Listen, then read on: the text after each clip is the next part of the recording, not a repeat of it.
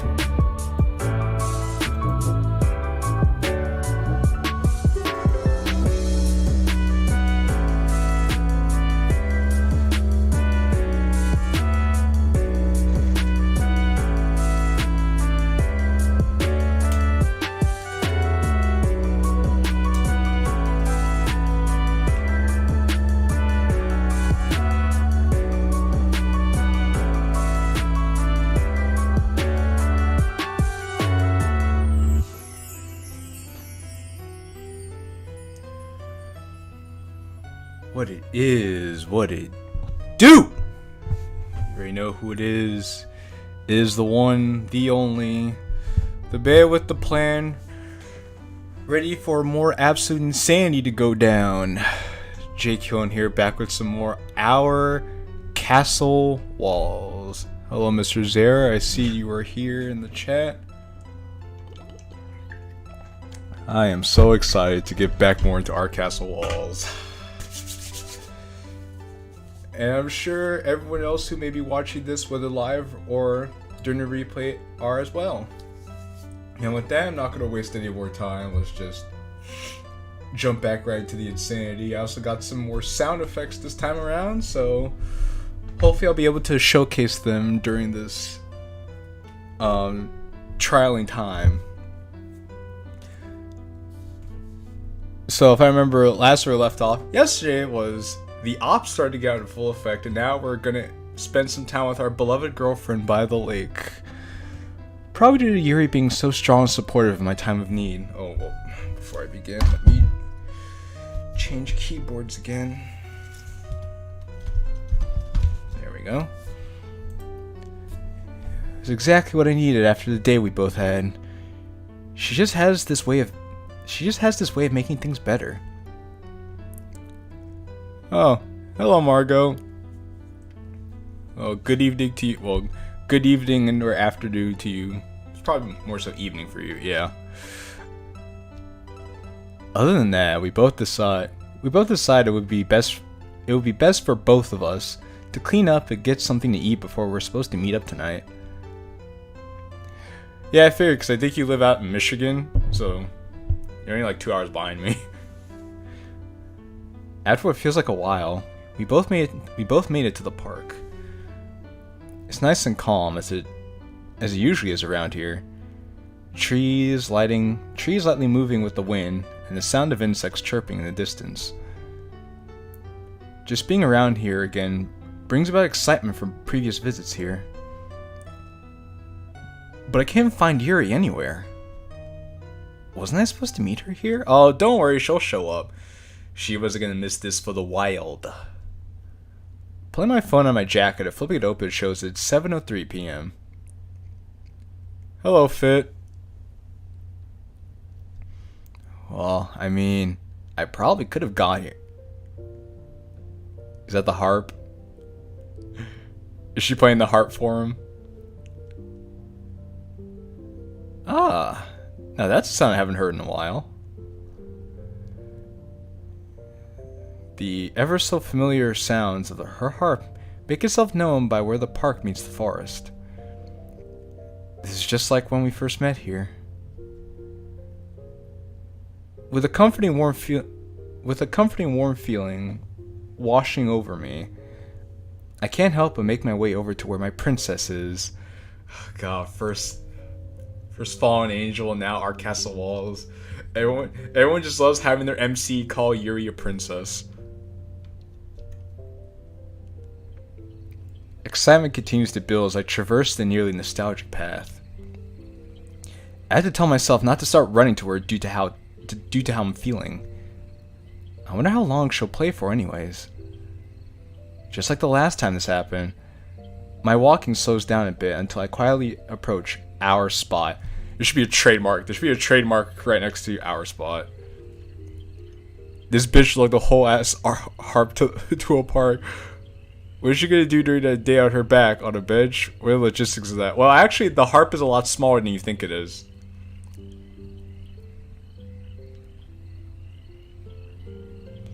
Ah, this place looks as perfect as always, and Yuri, who's looking over to the water, is no exception. Her hair dancing around with the wind, a genuine look of contentment as she plays. That's my princess! Standing still for a moment to take in the atmosphere, the cool wind feels great as I take a deep breath. Slowly making my way over to the fallen down tree, I take a seat next to her and wait for her to notice me. Notice me! Notice me, senpai. As she opens her eyes and notices me next to her, she doesn't jump away like the first time we met here. Hey, Finn. Now we have a whole cast of characters in here tonight. Instead, her smile grows as she gently sets the harp down on the ground next to her bag. Hey, we don't talk like KGK in this mod. Well, fair enough, Mr. Zero. I'll give fair enough. I've been waiting for you, Killin. I bet you were waiting for me. Hands go to the back of my head. Yeah, sorry if I'm a bit late. No, you're fine. I have been waiting long. Scooching a little closer to her, I take her hand in mine and smile at her, to which she does the same. Her always cute smile makes the atmosphere a bit more comfortable. Yo, take a shot every time the word atmosphere is used in this mod. You will go to the hospital real quick. Hello, Big Yoshi. An unusual smell invades my nose not long after getting close to her. I've been waiting for you, Kill. Well, bitch, keep waiting. My side pieces around somewhere. Gotta tend to her needs first. Anything changed? Not much. We just started. Also, Fit, man. You speaking facts. Is she wearing perfume? Just for me?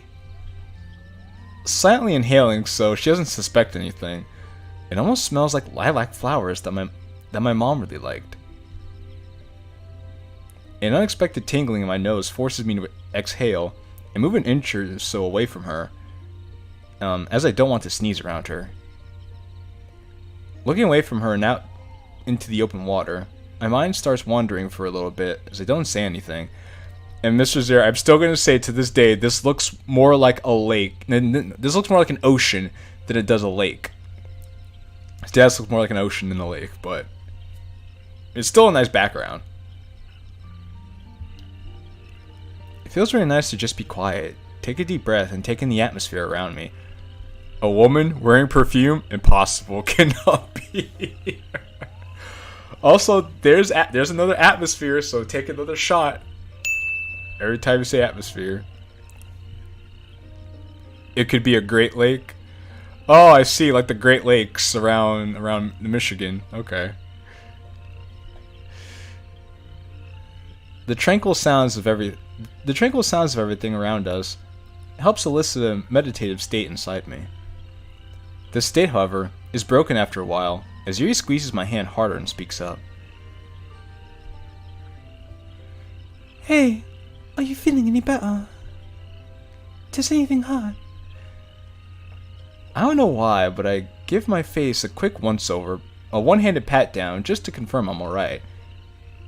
Yeah, I think I'm doing A-okay. Well, much better now. I guess being out here helps too. Oh, good.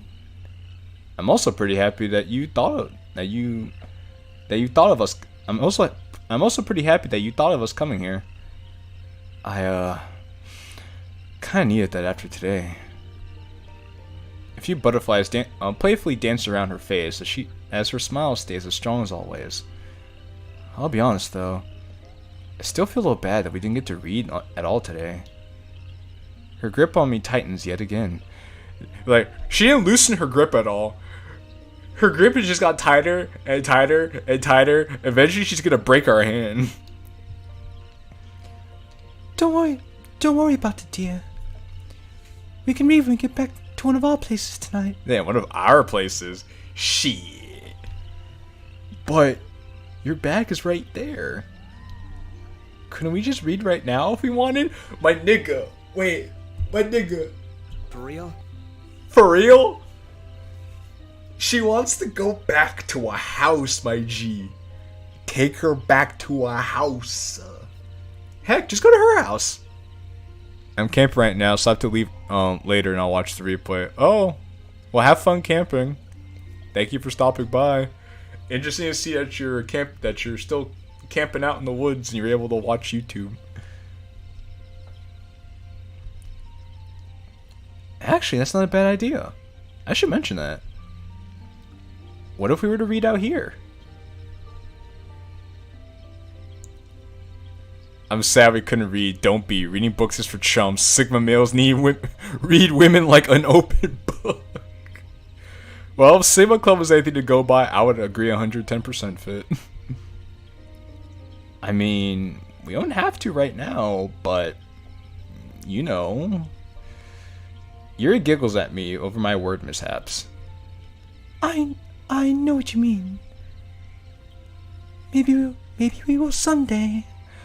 Maybe we will someday. I love that she knows how to make me smile. Yeah, that'd be pretty neat. A comfortable silence washes over us at the possible scenarios of future plans play out in my mind. It's a little exciting, thinking about what's in store for the future. Looking over to Yuri shows. Her smile isn't as strong as it used to be. What could be causing that? Hey, Killen. There's... Wait, hold on.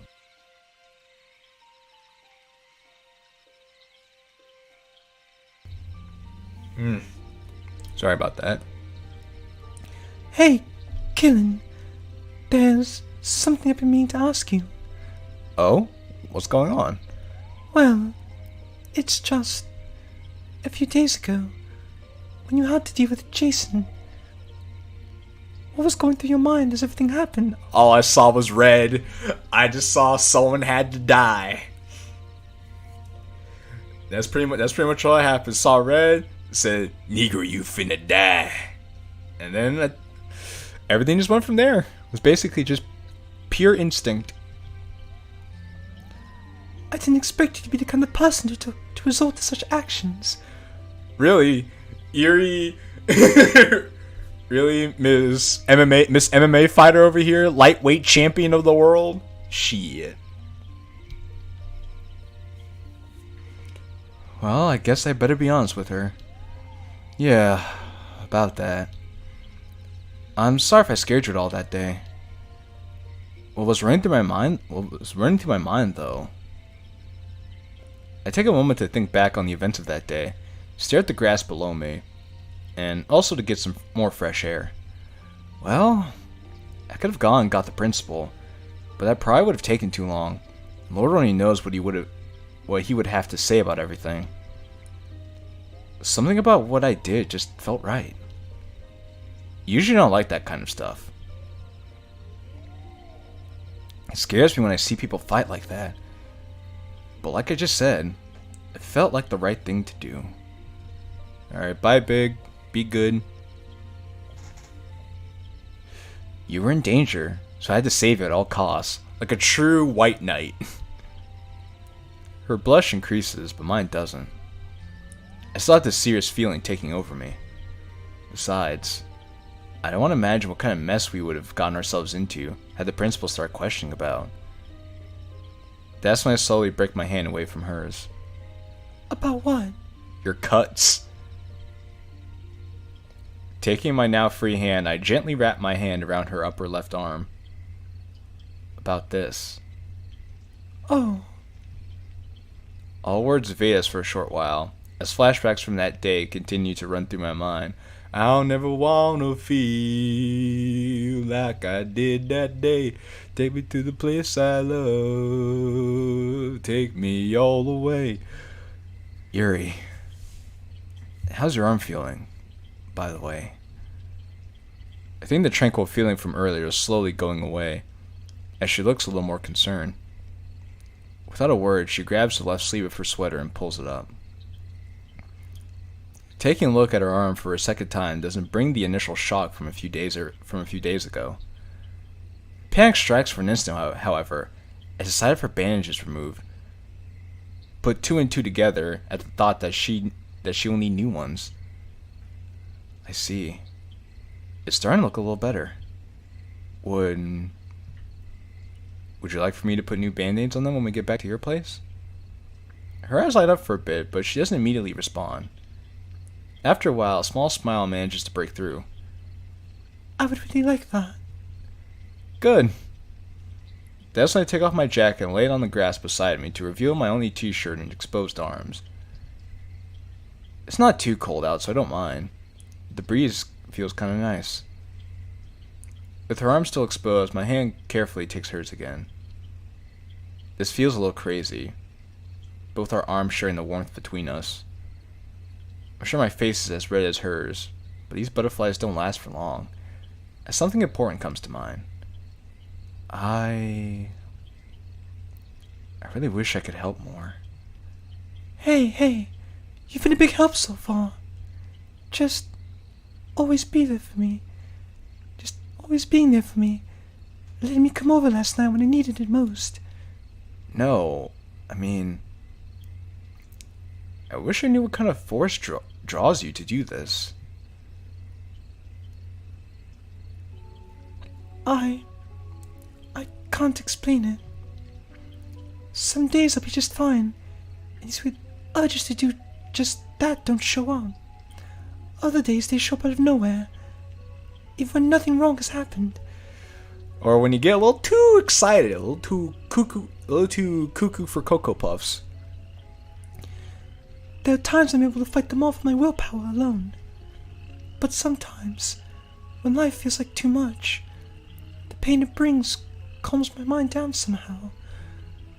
And a usually long silence plays out as I try to process everything she just told me. It feels like my mind is racing so fast I could barely keep up.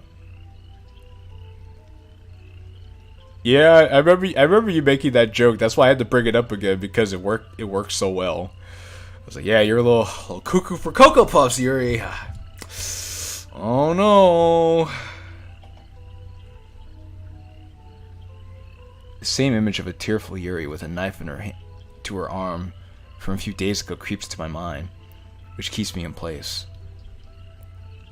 Yuri's tone of voice takes a more sad approach.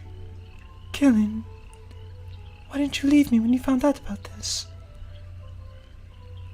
Why do you still want to be around me? Well, Yuri, do you want the honest answer, or do you want the politically correct answer? The politically correct answer is that we love you, and we will protect you, and make sure nothing bad ever happens to you ever again. The honest answer is because it's a Yuri mod, we're contractually bound to be with you until the end of the mod, or you die, whichever comes first. Anybody else would have pushed me aside and let me be for all eternity. Stop it. What? Okay, maybe I should tone it down a bit. Why didn't you leave me, Premier Pussy Syndrome? You're the only pussy for me, baby. That's why I don't go anywhere. Please don't say that. I am not anybody else. Sure, I may be different from everyone. I may not seem normal at all. And hell, there's something actually wrong with me. But I know better than to just let treasure slip through my hands like that. Another smile shows up on her face due to my choice words, but I'm not done yet. Why didn't I leave when I found out? I guess you could say I'm learning from my big brother's mistakes. Oh, okay, so... But the thing is, he doesn't even know the whole story about what happened with his brother. All he knows is that Heather had some bad habits and she ended up succumbing to them. And he's like, well, you have bad habits and I'm not going to leave you alone to die due to your bad habits. I'm like, okay. It's not how life works, but sure. Come again. Yeah. This whole situation reminds me of what happened to my big brother. I feel like you deserve to know what happened. She does? She's silently staring at me, as if she's ready for story time. Well, to start out, my older brother married his wife when I was still young. My sister-in-law, Heather, was a pretty big part of our lives. I was too young to notice her bad habits, but everyone around me did. I always thought she was being overdramatic in a really funny way. I really enjoyed spending time with her whenever I could. She knew how different I was and didn't make me feel bad about anything. Needless to say, it hit me pretty hard when I found out she suffered cardiac arrest in her sleep one day. Oh, so that's what happened. She had a heart attack. Dang. It wasn't until much later I found out she had drug problems for a good part of her life, and her weight didn't help anything either. What are these mythical bad habits? She was a druggie. Now we know! You want to know what my brother did his whole life about her bad habits? Nothing. Absolutely nothing. It didn't matter to him that they were married. He still did absolutely nothing. Me? My parents have been able to speak to him ever since her funeral. We don't know what he's up to now. I really miss him. Only the sounds of nature can be heard as I realize I'm focusing too much on the blades of grass in front of me. I'm sorry, Qilin. I didn't know. How are you supposed to know? He never mentioned this to you before. And it's not like you know anything about his family. Only thing you know about his family is that they're far away, and you try to take over the man's house by saying, it's our house. On some venom shit. I swear to everything, Yuri. You're on that fucking... Taste my venom. I got that venom. You're on that venom shit, Yuri. Averting my attention to her shows genuine concern being displayed. To be frank, I didn't know it was a pretty normal response to these things. But it's kind of dumb because you say, I didn't know. How are you supposed to know? It's pretty dumb shit, to be honest with you. You could have just said, I'm sorry to hear that, and left it at that.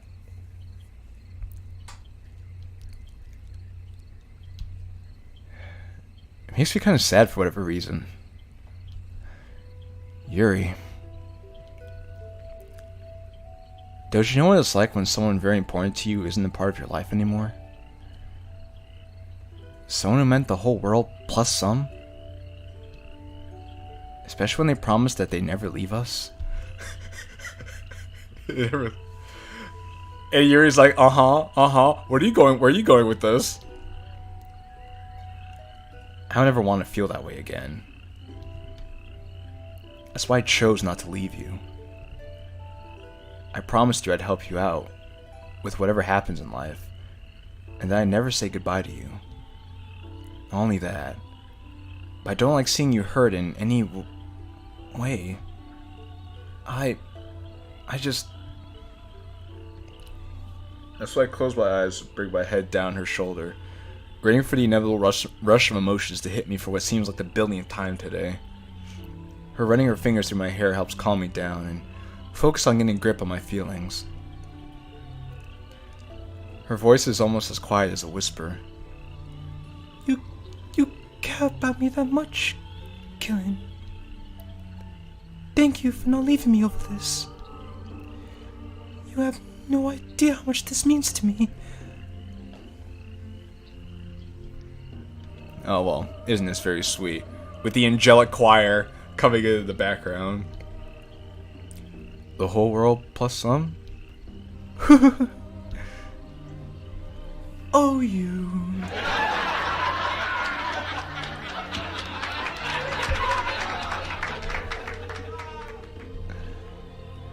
I wish I could feel as enthusiastic as her right now. But an idea popped into my head that it's just so crazy it might just work. Oh, Yuri. I know what you're feeling right now. I'm sorry to bring this up. I think I know one thing that could help. Oh, what's that? I take yet another deep breath and feel nervousness build up at what I'm about to ask. How long have you had your knife collection? She just sits there and stares at me, almost like she's afraid to respond. About half a year now. I see. Yuri, I'm so sorry for bringing this up. I know they're one of your hobbies, I guess, but have you considered getting rid of them? Oh, like a certain other mod that mentioned getting rid of her knife collection, but never actually got rid of the knife collection? Huh. Very interesting how this is being brought up now as a somewhat of a plot point. I wonder if anything will come out of it. She looks away from me, almost as if I hurt her inside. I honestly don't blame her. A cool breeze runs through us, which makes me break away from her and shiver a bit. This mod takes a different take on this than what Fallen Angel does. I'm sure it does, Mr. Zare. I'm sure it does. I just wanted to bring up the fact that they both had that as a plot point. While Yuri is silent, I take this time to reach down and grab my jacket and put it back on. I was hoping you wouldn't say that. Well, I probably should have worded that better. I wasn't thinking, like, throw them away or something. Or along the lines of sell them, you know, make some money off of it. So we could buy some more knives and sell those off again to buy more knives. And the cycle will continue on till the end of time. We could go to the pawn shop in town or something. You could put the money from them towards something different. Maybe you'll find something that catches your eye. What do you think? I like this music, by the way. It's very fitting for the atmosphere. She must really be deep in thought, as she hasn't spoke up or looked over to me yet. If I were in her shoes, I probably wouldn't want to be bothered right now. So, I may as well offer her the solace of being able to think without distractions.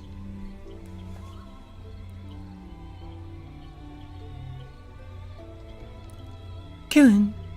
Hmm? I'll do it. But please listen to me. It feels like a hole has emerged from my feelings, allowing relief and curiosity to flow through. What is it? Another silence plays out as she takes a deep breath this time. Can I please just keep one of them? As I'm left unexpectedly speechless at her question, she gently pushes her harp aside and reaches for her bag. With it, she pulls out one of her pocket knives. It's the one with the faux wood handle and the shiny gold blade. I remember that one from when we made stuff for the festival. That's the one she used. This one has been used for that. It's clean. Wait. Does that mean does it mean the one I used? Shy. Nope. Let's not think about that. She hands it over to me, to which I apprehensively take a hold of it. It feels a little bit heavier than the one I remembered. Finding the flipper on the blade's backside, I vaguely remember how she told me to open it. Placing my finger over said flipper and bringing it down brings the blade up to life.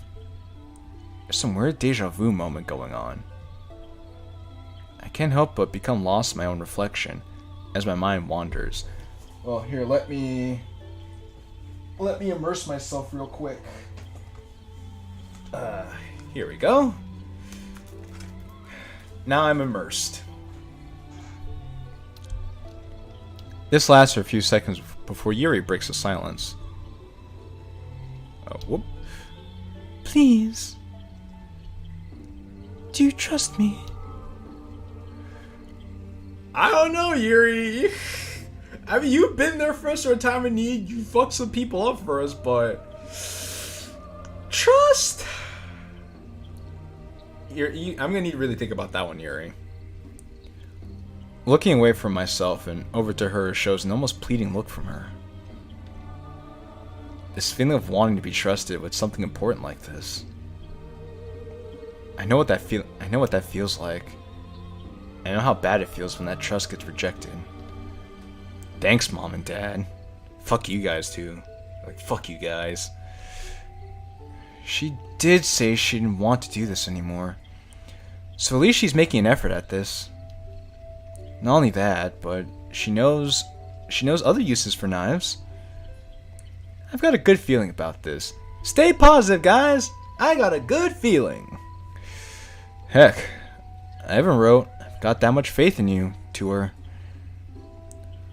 Promise me you'll keep it clean for the both of us? Yuri nods with concern, not leaving her face. Happiness is slowly starting to build up at how things are turning out. This is yours, then. With her knife still in my hand, I carefully lay the handle on my 4 fingers, pocket clip facing downwards, and give it back to her. Alright, well, let me go give it back to her.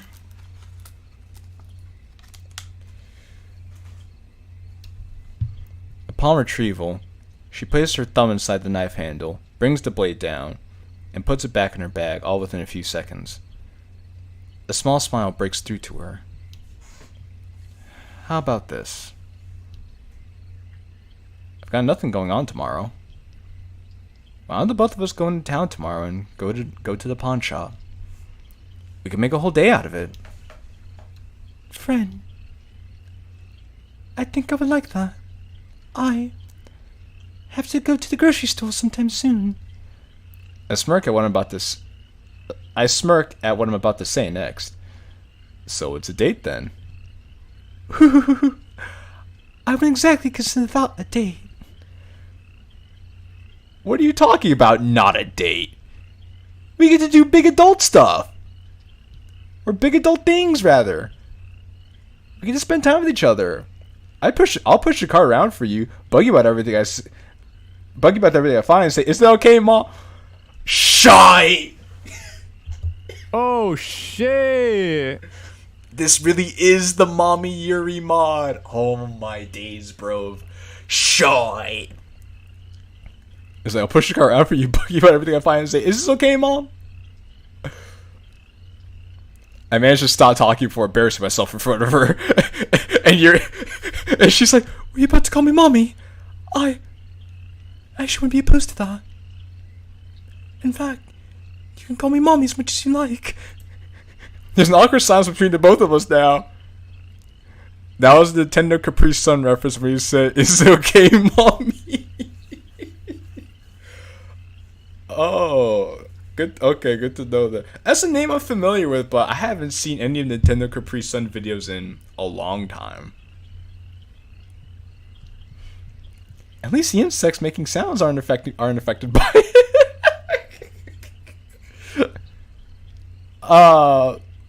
Well, you know what I mean. Yes, I do know what you mean. Please, call me mommy.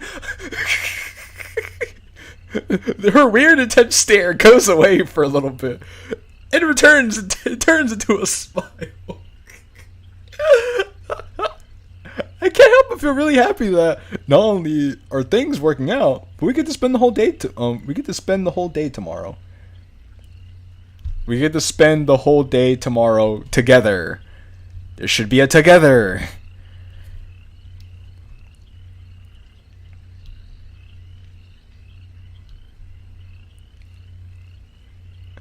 I was joking when I said this spot was just Sarah's Dobby Bobby Yuri fantasy. I was joking.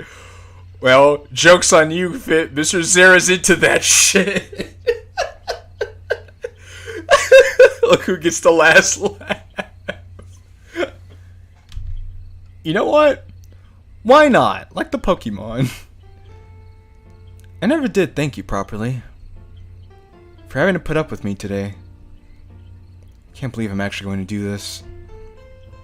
Scooching closer to her before she has time to react, I get close to her and give her a kiss on her cheek. My nose starts to tingle a little bit more, which caused me to quickly back away. Nothing but silence plays out for both of our faces, as both of our faces become red, and the feeling of how soft her cheek was stays in my mind. Hey, Tag! Glad to see you, Playboy. Now it's a party. I've kind of always wanted to do that. She laughs at how flustered I am. I think it's starting to get a little warm out here. Thank you, Kilin. I bashfully smile at her while my face starts to hurt from too much blood flow. Now, come here. The way she says that makes me feel nervous everywhere. He's like, I'm hurting for blood flow to my face. I'm sure that's not the only place the blood's flowing. Never leaving her gaze, I scooch closer to her once again, and my mind scrambles at what I should do next. I can feel how warm she is by wrapping my arm around her waist and securing my fingers onto her tummy. Oh, hell. She does the same as I get lost in her purple eyes again. Her lips are slightly parted and eyes are half closed. I don't think I hear the bugs or lake anymore.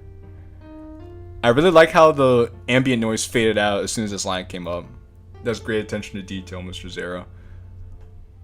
There's no way this is actually happening. I never thought this would happen. The overpowering smell of lilac in my nose is overstimulating my sense of smell to the moment I started approaching her. No, not right now, nose! Don't get cockblocked by your nose! I swear on everything. Ah! Quick, arm over nose, now! Ah! Choo! For real? For real? For real? For real? For real? For real? For real? For real? For real? For real? For real? For real? For real? For real? For real? For real? My disappointment is immeasurable. My disappointment is sky fucking high, Mr. Zero.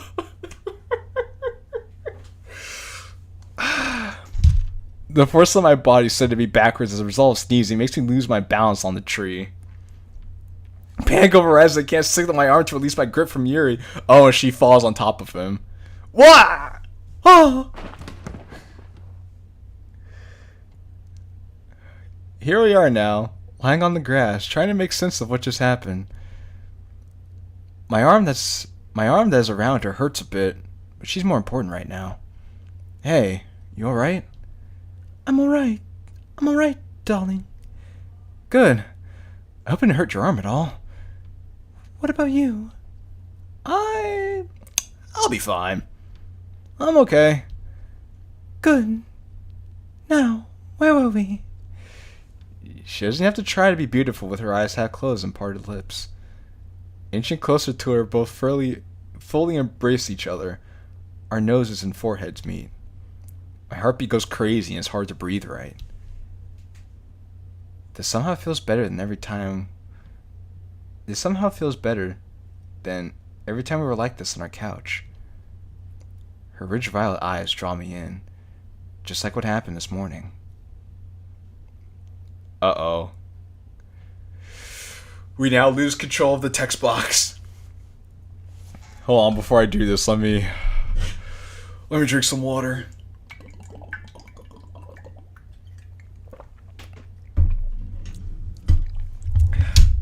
Gotta stay hydrated. The prettiest girl I know.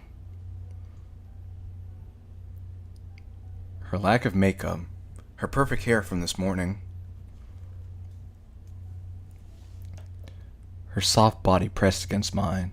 Feeling our breath trading places on each other's faces. Slowly closing my eyes. Tilting to my right. I gently edge closer to her. And... Hallelujah. Hallelujah, hallelujah, hallelujah, hallelujah, hallelujah, hallelujah, hallelujah, hallelujah, hallelujah.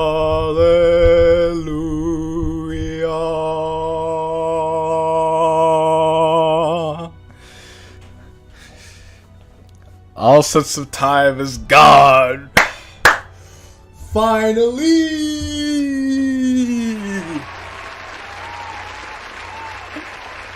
We did the thing! We did the thing!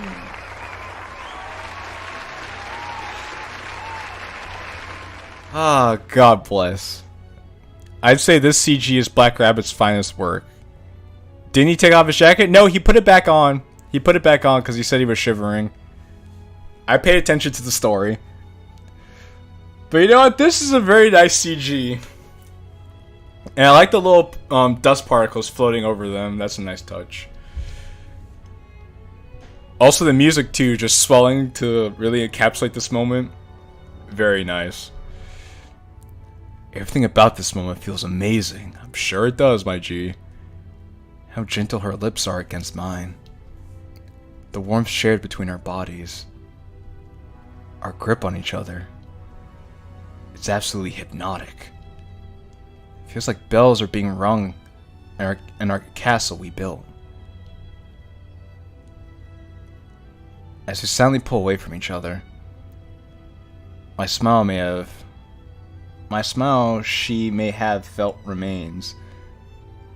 It's a very awkward sentence, I'm gonna be honest with you. My smile she may have felt remains. I get what you're trying to say. Words are hard. You know, words are hard. Also, hang in there, Wyatt. It's not the end of the world, Wyatt. I mean, you could probably have a party at your place or something and play Spin the Bottle if you want to go to Tier 2. Very easy way to get to Tier 2, play Spin the Bottle. While the moment and feelings linger, a sniffle coming from her brings me back to reality. A tear falls and leaves a trail down to her smile. Babe, what's wrong? Nothing's wrong. I finally found my storybook hero. We're going to the same school, the same club together.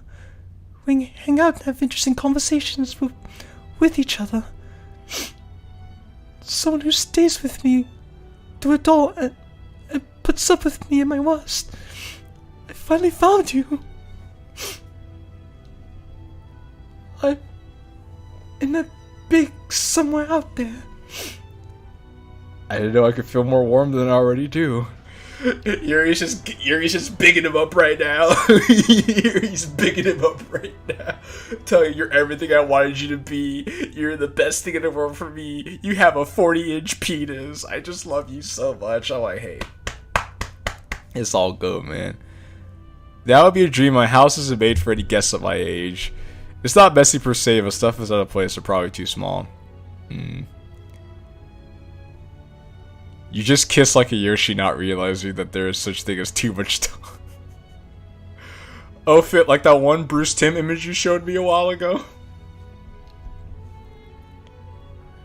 My hand is now on her back begins caressing the back of her head as I speak gently to her. Yuri, you've made me the happiest I've ever felt. I'd do all these things again for you because I love you. Now's the time. Because I love you so. I love you too.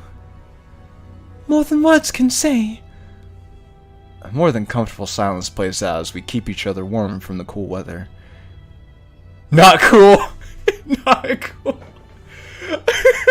At least you knew what I was talking about. Oh. That's my phone. Let me go mute my phone so it doesn't do that again. My apologies. I could say the same about her. Qilin. Her voice is almost as quiet as a whisper. How much do you love me? Everything. That's not really the right way to answer that question. Also, knowing Yuri, hearing her ask that question seems slightly concerning. And there's nothing I could do about it. For example, I pairs toward a carpet. Oh. I'm sorry to hear that, Wyatt.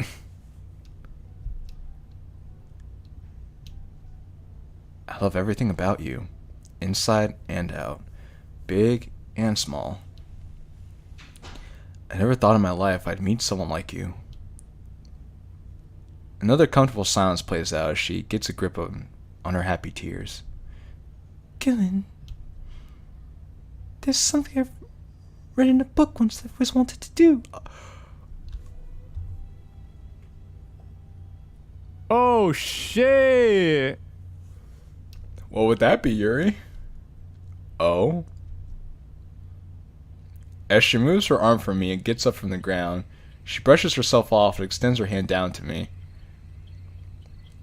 My love is equal to my penis. Small, unoppressive, but definitely optimistic. Oh, opportunistic. Sounds predatorial. Taking her hand, I pull myself up and meet her gaze once again. Here, let me show you.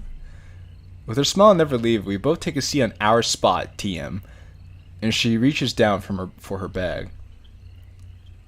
Once I start focusing on what she's doing, she pulls out the master lock from yesterday, still in its package. She sets it on her lap, reaches to her bag, and pulls out the gold knife from earlier. I think I know what she's going to do with it, but I'm left with more questions than answers. Mainly, what is the lock for? That's what I want to know from the get-go. Also, this is Chekhov's lock. After she carefully opens the package, both the lock and key from inside are in her grasp. Come here, Qilin.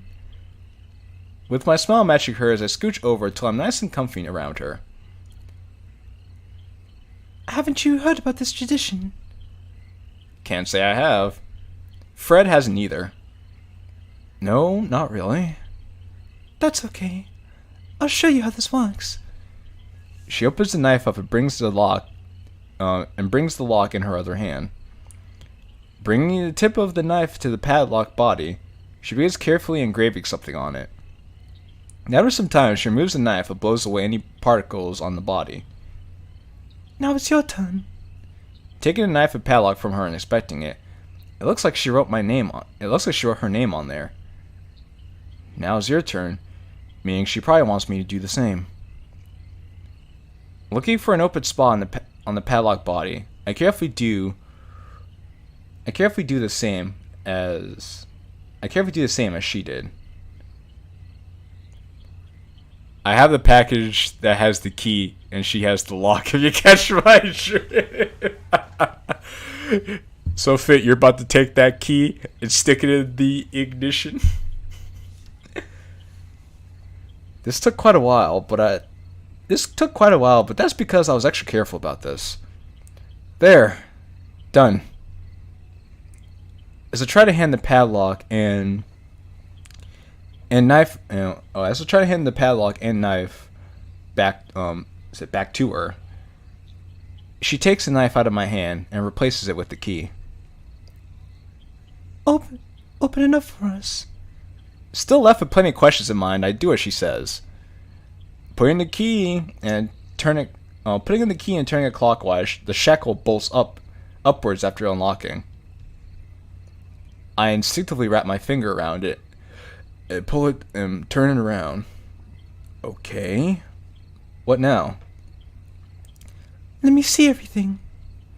Without a word, I hand her over both the lock and key.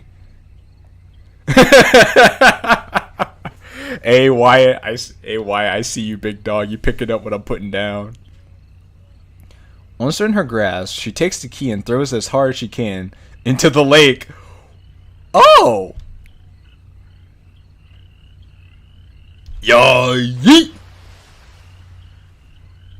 That was a really big splash for a small key. Alright, what's going on? Instead of immediately answering me, she walks over to the branch in our tree sticking out to my left. Oh, she's gonna put the lock on the branch, isn't she? As we get down on both knees, it isn't until now that I notice a hole near where the branch is broken off. How'd that get there? What kind of animal would do that?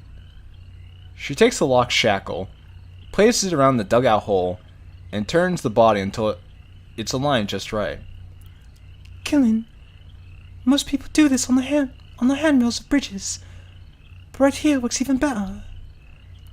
The lock here is supposed to represent the both of us, hence why we engraved our names on here. Once we close it, it means that our love is unbreakable. Oh, so that's why the name of the chapter is called Unbreakable. Also, just like diamonds, because diamonds are unbreakable.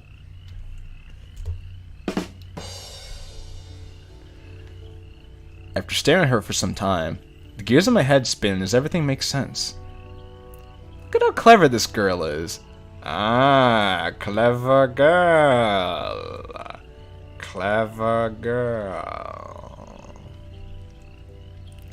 I think I know what must be done. Yuri, wait! Allow me.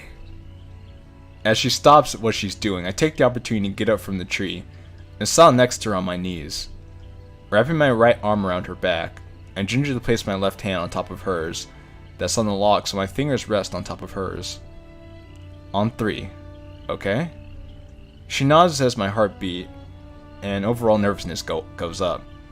I can't believe I'm gonna do this. Okay. 1. Her eyes draw me in with an irresistible force yet again. 2. My heart's going crazy right now. I got an 808 in my heartbeat. I give it the speed, I give it to... Oh, the beat, I gave... Oh, fuck, I forgot how it went.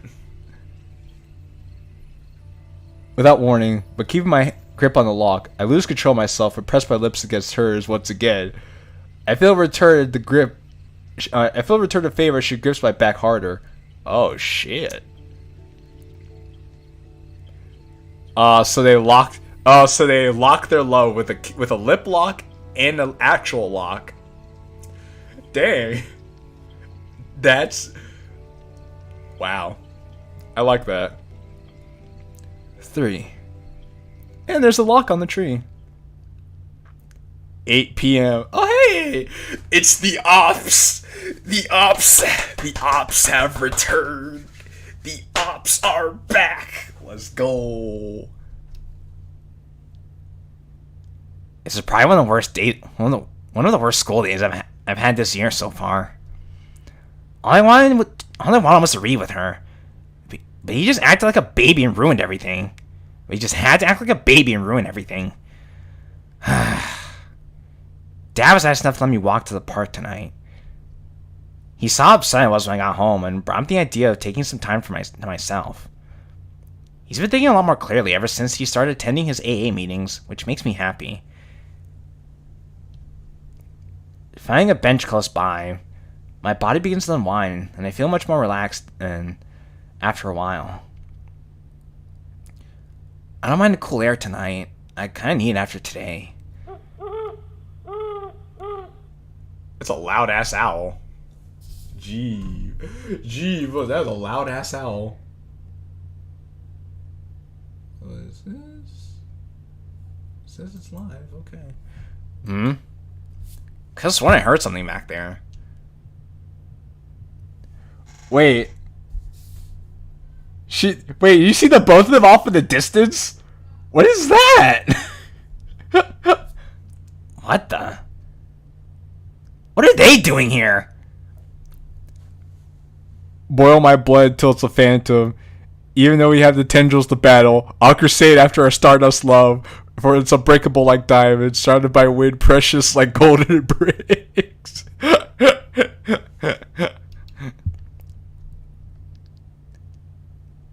So they're walking.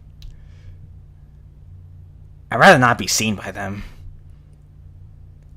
Quickly getting up for the bench, I make my way over to the nearby tree and hide behind it. Maybe I'm lucky I'm this skinny. Poking my head out to take a peek, shows the two lovebirds walking out of the forest that I've never bothered to check out. Alright, they're finally gone. What are they even doing? Oh no! Oh, is she gonna find the spot and she's gonna tell the Opps? She's gonna tell the Opps about their spot. Oh no! Looking over to where those two came from, curiosity gets the better of me. It's not just anything special over that way, but I still want to check it out. Taking another peek from behind the tree shows nobody in sight. Alright, let's go have a look. Oh hell. Oh hell, she's gonna find the spot! She's gonna find the spot! This kind of place doesn't bother me as I'm walking through here. I don't know why I've never explored this place, even when I was growing up. The sound of bugs and the shadow of trees on the ground bring a nostalgic feeling. I can't help but wonder what's further down the trail. There's a weird feeling of anticipation building up as I keep on walking. Whoa. How come I've never been here before? This is just like some places that Dad would let me play at as a kid. There's a lake, trees all around. Is this where they were? Makes sense, I guess. Looking around and taking in the atmosphere of everything, my eyes land on something dangling from the collapsed tree in front of me. Oh, there's another atmosphere. Stepping forward to take a closer look shows it's a master lock that's secure in this branch. Isn't that a bit random? Unwavering in the face of us.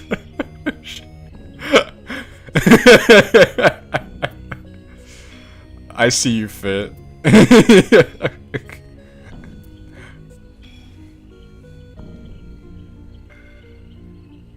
Someone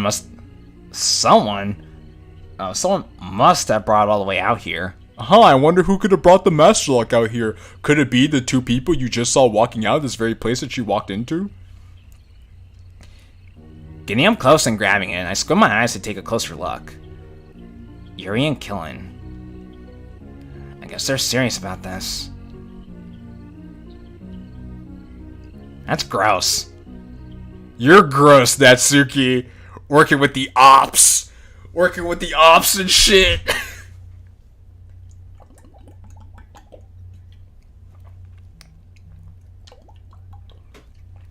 Shit. 9:30 p.m. Oh, the phone? The phone's talking? Uh-oh. Are you sure you want to go through with this? You do know how this will affect you, right? Yes, I'm certain about this. Did you at least talk with your parents about this? Are they alright with this? They are. They said this is okay. I can't help but lie through my teeth. I couldn't give a shit about what they think. I need this. Very well then. Your prescription will be available tomorrow. Your prescription should be available tomorrow around noon.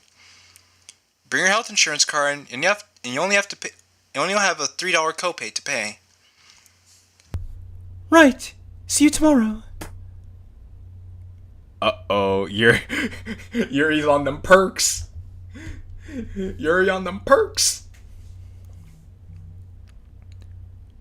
Placing my phone to my left next to Ellie and Rambi, I can't help but roll around in bed for a bit and feel excited for the day ahead of me tomorrow. He and I, getting to do things that husband and wife would do. Uh-oh, she's already thinking in terms of husband and wife. Shit. My future's actually looking bright for once. I give my animal friends one more hug before I call it a night and drift off to sleep. So, Wallace's dad's point of view. Huh. This is interesting. Jesus. Who's calling this late? Yeah, hello. What do you want? Hello there. Is now a bad time? Just make it quick. We're calling from the ammunition from the ammunition in the downtown district. Your order is already to be picked up tomorrow afternoon. Ah, good. I'll be there first thing tomorrow. We'll be expecting you. Oh, that was a GTA reference? Apparently Mr. Zero loves GTA. Chapter 11, Upside Down. So Mr. Zero loves Thomas the Tank Engine and GTA. So Mr. Zero just is a man of many hats. Also, I guess we're gonna run to the principal downtown. I wonder how that's gonna go. It's been quite a few days now since me and Yuri have declared this castle to be our home. The old princess that used to live here has mysteriously vanished. Who knows where she ran off to? I couldn't care about that. What else is crazy is that Yuri now has her own pair of white wings. It took a while for them to fully bloom, but it's fun being able to see the world from a bird's eye view with her hand in mine. The past few days have been spent cleaning around and fixing the place up, and we finally made pretty good progress so far. If you think Zero's a man of many hats, you haven't seen anything yet. Oh, that's true, Wyatt. You two also have a lot of interests. I actually think you and Mr. Zero would get along with each other if you got a chance to actually talk. But also Yuri has her own pair of white wings, so so I guess she could be considered an angel. But if she was an angel with wings, and she happens to plummet to the ground, can we call her a fallen angel?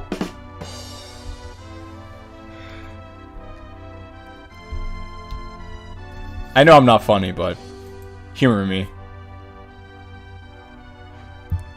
As I'm working on removing vines from the outside of her castle, Yuri catches my attention by making her descent to my right.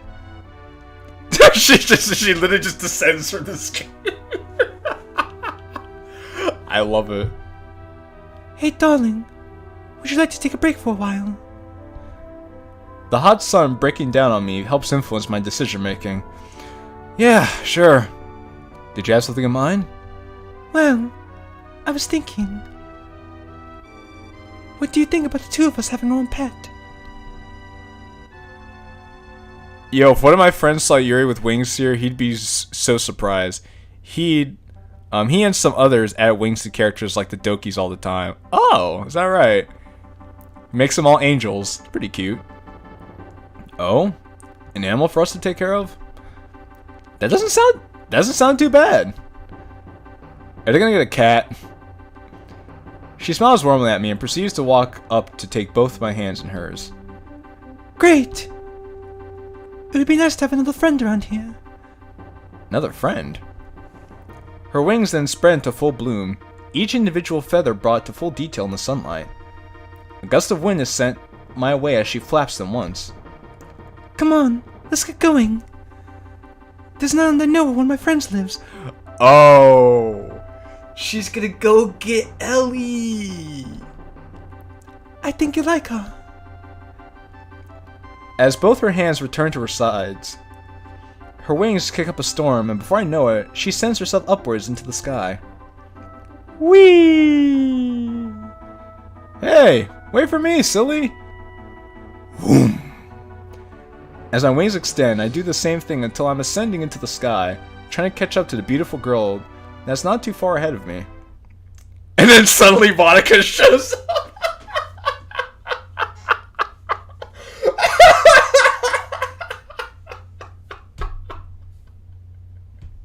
For real?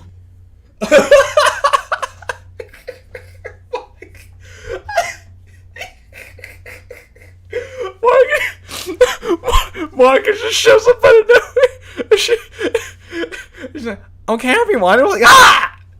What are you doing here? Wait, where are we? Wah! She's like, wait, where are we? Why are we in the sky? Oh god, our wings are falling!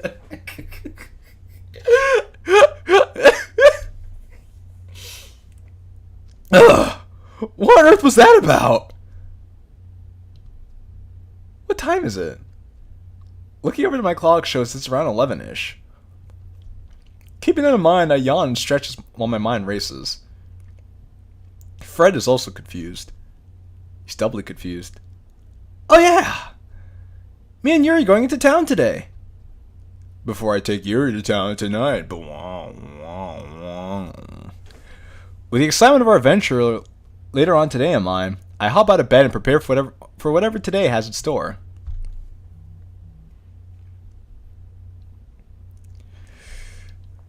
Oh!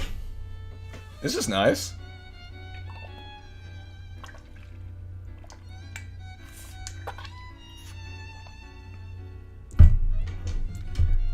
Oh, it's another montage. Oh, it's not a montage. It was a very slick transition. Me and Yuri have been on the bus for a little while now, going into the city. It feels nice this time, not being all by myself. Granted, it never really was bad at all by myself. I'd usually stay quiet and not bug anyone, but this just feels nice. Yesterday, after me and Yuri left the park, we walked back to her place. We walked back to her place and ended up reading a little bit more of her book for a bit. Then we packed all the knives. Now we picked out all the knives that were to be sold. After cleaning and disinfecting them, we share one more kiss between us before I had to walk back to my place. It's a feeling I'll never be able to forget. Afterwards, she insists on walking me back to my place, like she always does. It's a good thing I was able to keep all of her knives in my coat pocket and carry them on the bus. It's a good thing you never got caught, too! Once we're off the bus, the sound of the bus departing fills my ears as I look around me. It's still really chilly out here. Good thing I brought my jacket. Now that I think about it, this is the same bus stop I got off last Saturday. Just like last week, this part of town is bustling with people trying to go about their everyday lives. I feel a bit more safe now that Yuri's with me. Looking over to her, I tug on her right sleeve to get her attention. Alright, so where to first? Let's go to the pawn shop first and get this out of the way. She doesn't sound too thrilled about this, and I don't blame her. This is where it begins, the mod spotlight from Kane manga that I watched in Wisconsin. Oh. I know what that means, Wyatt. Having to part with something she really likes. But it's for the better. For our future? Our future, huh? Why does the thought of that make me smile so much? The thought of sharing a lifetime with someone I love. Slowly approaching her, I gently take her hand in mine and give it a reaffirming squeeze. Hey, it'll be okay. I'm still really happy with you. I'm still really happy with you that you're going through with this. Well... Alright then. Please, lead the way. With that, my smile manages to grow a little bigger and I begin looking around the area. Once I remember which way the pawn shop is, I gently tug on Yuri's arm so we can start walking there. Reading. We've been walking for about 10 minutes now. Nobody gave us any weird looks. I don't have it in me to make eye contact with anyone else other than Yuri. Why would they make weird looks with you? You're just a young couple walking around downtown. Probably one of many couples walking around downtown. Not much has been said between me and Yuri either. The silence between us is comfortable, even with all the sounds and distractions going on around us. We probably have another 5 minutes of walking before we get to the... Oh! Excuse me for a second, Qilin. Huh? She breaks away from me and I'm left trying to figure out what's going on. As my eyes readjust and follow her, I notice her staying next to a vending machine that's hanging out by a store entrance. Really, that would be me. Hey, I could imagine be like, wow, look at them. God, I wish that were me. Also, this is pretty funny that they just have that you have this totally anime store that boom, 360p vending machine and an inverse Yuri sprite. Curious as to what's up, I walk over to her, only to see a water bottle fall to the very bottom of the machine. Once it's in her grasp, she turns around and hands it to me. Here, take this for a bit. Filled with too many questions, I probably wouldn't be wise to bombard her with them all at once. Let's just sit back and see what happens.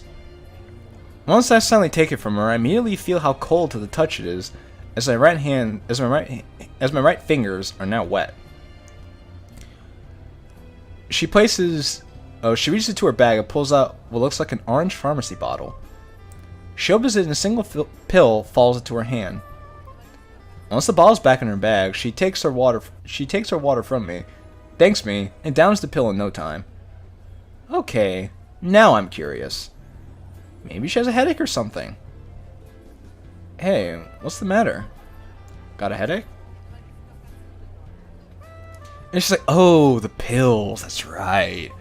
Shoot, I'm not gonna explain this to him. Yeah, I can feel one coming on. Ah, so I was right. And she also just flat out lied to our fucking face. Approaching her, I wrap my arm around hers and smile at her. Oh, that's okay, love. It should go away pretty soon now. Yeah, that's right. Come on, let's get going. Yeah, we better. I'm certain she'll start feeling better soon. Well, oh boy will she. It feels nice to escape the mess of people outside and step into a nice quiet pawn shop. This looks like a Blockbuster. This place almost seems like a toy store for adults. There's so much cool stuff around.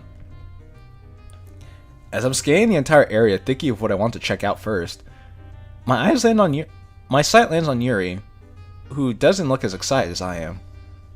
I wonder if headache not quite gone yet. I still wish I didn't have to do this. Still have to do this. Reaches down into my pocket. I can feel all 3 knives that are to be sold today. Oh. Now comes the part where a random bus just crashes to the store. I understand.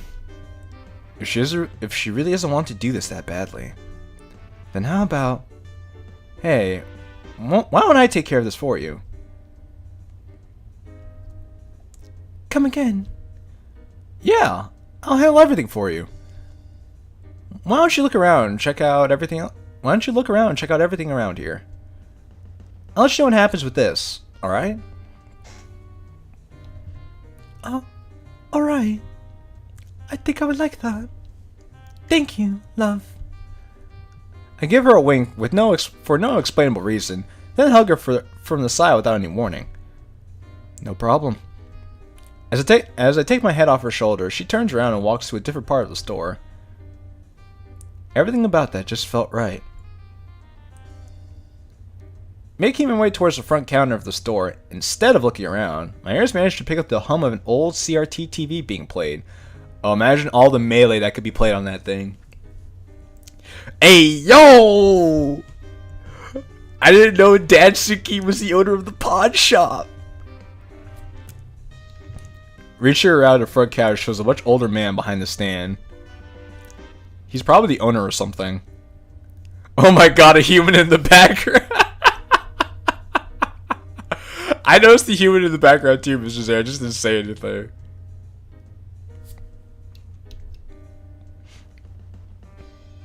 The TV next to him seems to be playing something I probably don't care about. Once my man approaches in front of him, our eyes meet, but I quickly bring mine away from his. I just stand there and do nothing. What do I do first? Talk to him? Wait for him to talk first? Bring out the knives first? Also, some of the nicest place on the front say some neat things.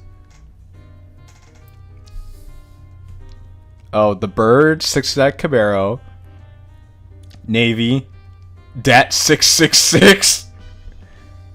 Oh, Nuts, Las Vegas #1 dad.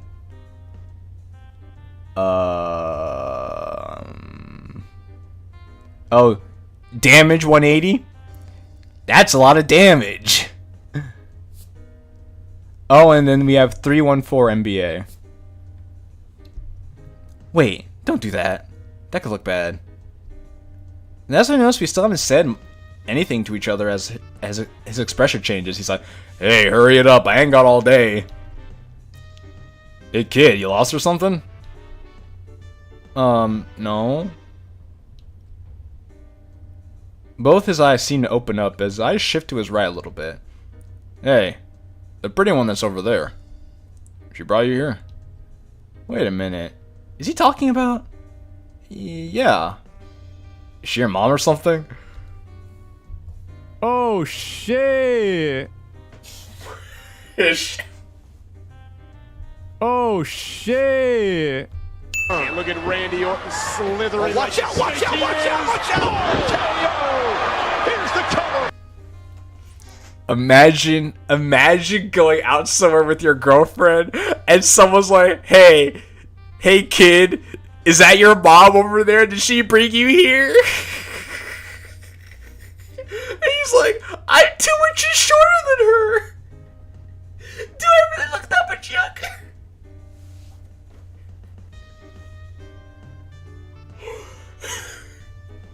He's only 2 inches shorter than him. You see, now we don't feel bad about thinking that the MC of this store looks like a little kid. Even Mr. Zara makes fun of the fact that this MC looks like a little kid.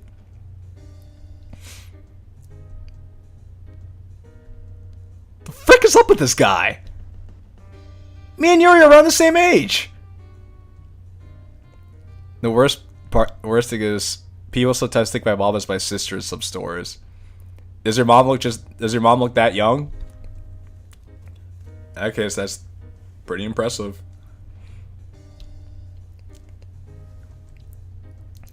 I think. Why would he think she's my mom? No. She's my... Why am I thinking about how the word sounds? Just say it! Girlfriend. You sure? With those hooters, she could be your mom. Those what? Forget about it. What are you here for, kid? She's got gray hair now, but she looks much shorter now. It's still confused me how people think that. Well, I mean, if she still looks kind of young in the face, people could think she just has dyed hair. Stop calling me kid. With a somewhat annoyed look, I reach into my jacket pocket and pull out all 3 knives. Place them on the counter in front of him, already worrying about what he'll say. With a somewhat surprised face, he grabs the purple one I'm so unfamiliar with, flips it open, and inspects it. Whoa, hey there, kid. What are you doing playing around with these? Stop calling me kid. Oh no. What do I tell him? That these were Yuri's? No. They'll start saying weird stuff about her again. I know this is wrong, but here goes nothing. I don't need these anymore. Yeah, whatever. I'll get back with you on these. With that, he takes the 3 of them away from me and slowly walks over toward the computer on the other side of the store. Man, what Yuri would have done if she were in my shoes? Probably freak out and come up with a lie. That'd be interesting to see. As the thought of what Yuri is up to crosses my mind, my attention is ripped by a rather dumb-sounding voice on the TV. I'm not usually one to sit around and watch TV, but now I'm curious. Hey, wait a minute! I know that guy! It's Dream! He's the one who does the dumb heartburn medicine commercials. I eat ribs every day and I love it, but I tell you what, one thing I don't think about what is, I ain't lie. I get some Prilosec OTC. Consume Prilosec.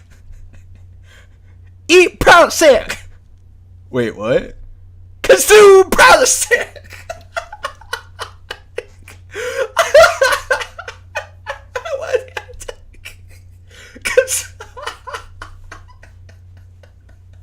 Consume Prilosec.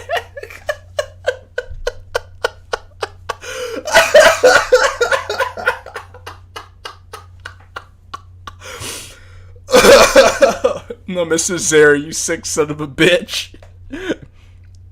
I'm almost positive you should phrase it like that.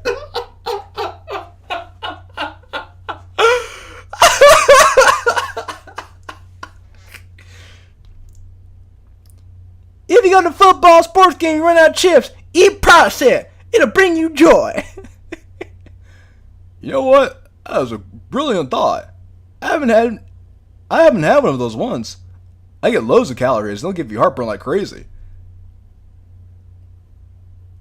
Fuck you, man. Wait, what? Fuck you. How many different people are gonna say F you to me today? You know to me is giving me heartburn. And that's why I use Prilosec. Because it gives me less heartburn than I still have. Ticket pays for the whole seat, but you only need the edge.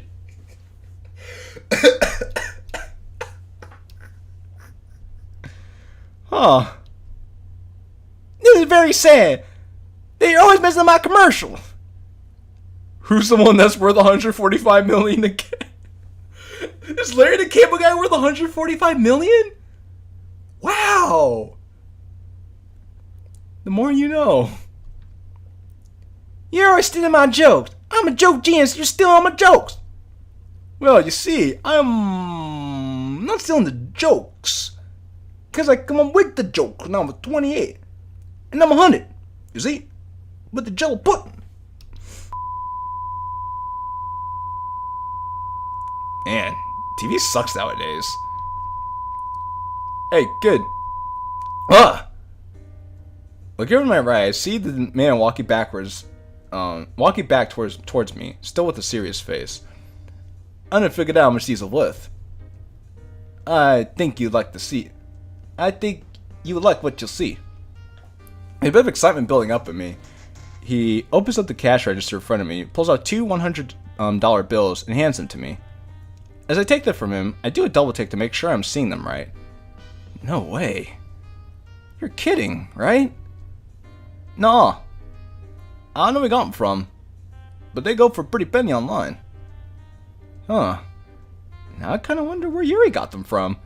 Yuri knows a guy who knows a guy who knows a guy who knows a guy's cousin who is a knife dealer.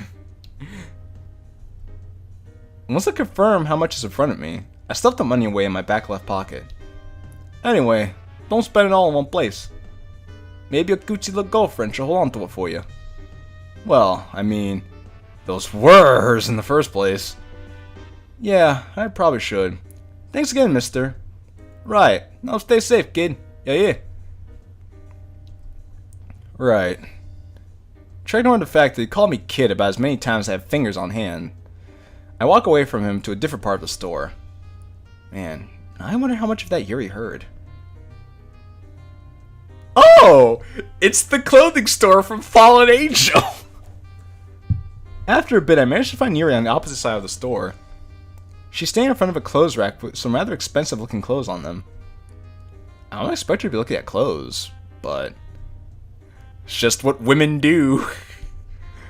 Actually, come to think of it, I don't know what I'd expect her to be looking at. Books, more like it. Time to dunk on Fallen Angel.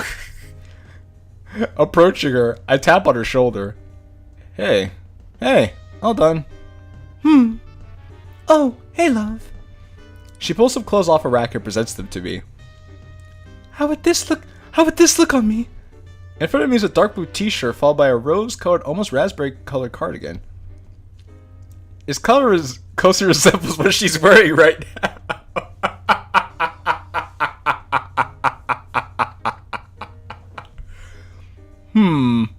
It would look bad, I'll be honest. Not too sure about that, Chief. Oh, Mr. Zara, God bless you. As I divert my attention away from her, I look over at the clothes rack about 2 away from where she's at. A lavender-colored dress with red bows tied in the middle and white frills in the bottom is what I pull out and present to her. So she pulls them off her chest. Yeah, well, yeah, Wyatt. I bet she will. I bet you would think about that, wouldn't you, Wyatt? I think this will look great on you. She then takes it from me, inspects it, and feels what kind of material it's made of. Oh my. That looks pretty expensive. Flipping it around, she presses it close to her body, as if to see if it will fit. It's in my size, too. Maybe I'll have to buy this someday. I would love that. You would look so cute. Not that you don't already. She proceeds to put the dress back in the spot and unexpectedly hugs me. Oh, I love when you say things like that. As I wrap my arms around her, I gently speak into her ear. Hey, little mama, let me whisper in your ear. I say something from ear to ear. Oh yeah? Well, I have the bestest, most prettiest girlfriend around. Ooh. Just saying that's making her so wet, I could already see it. She squeezes me tightly, to which I return the favor. With us being this close and her embrace as tight as it is, maybe I should think of my words better if this is gonna happen in public. I mean, I'm not really complaining or anything. Once she reluctantly releases me, my left hand goes to my back left pocket. Oh, by the way, here's what I end up getting from your knives. Pulling the money out, I present both $100 bills to her. No way. Yeah, I was taken aback as well. She takes both the bills and stuffs it away in her bag. Ready to get out of here?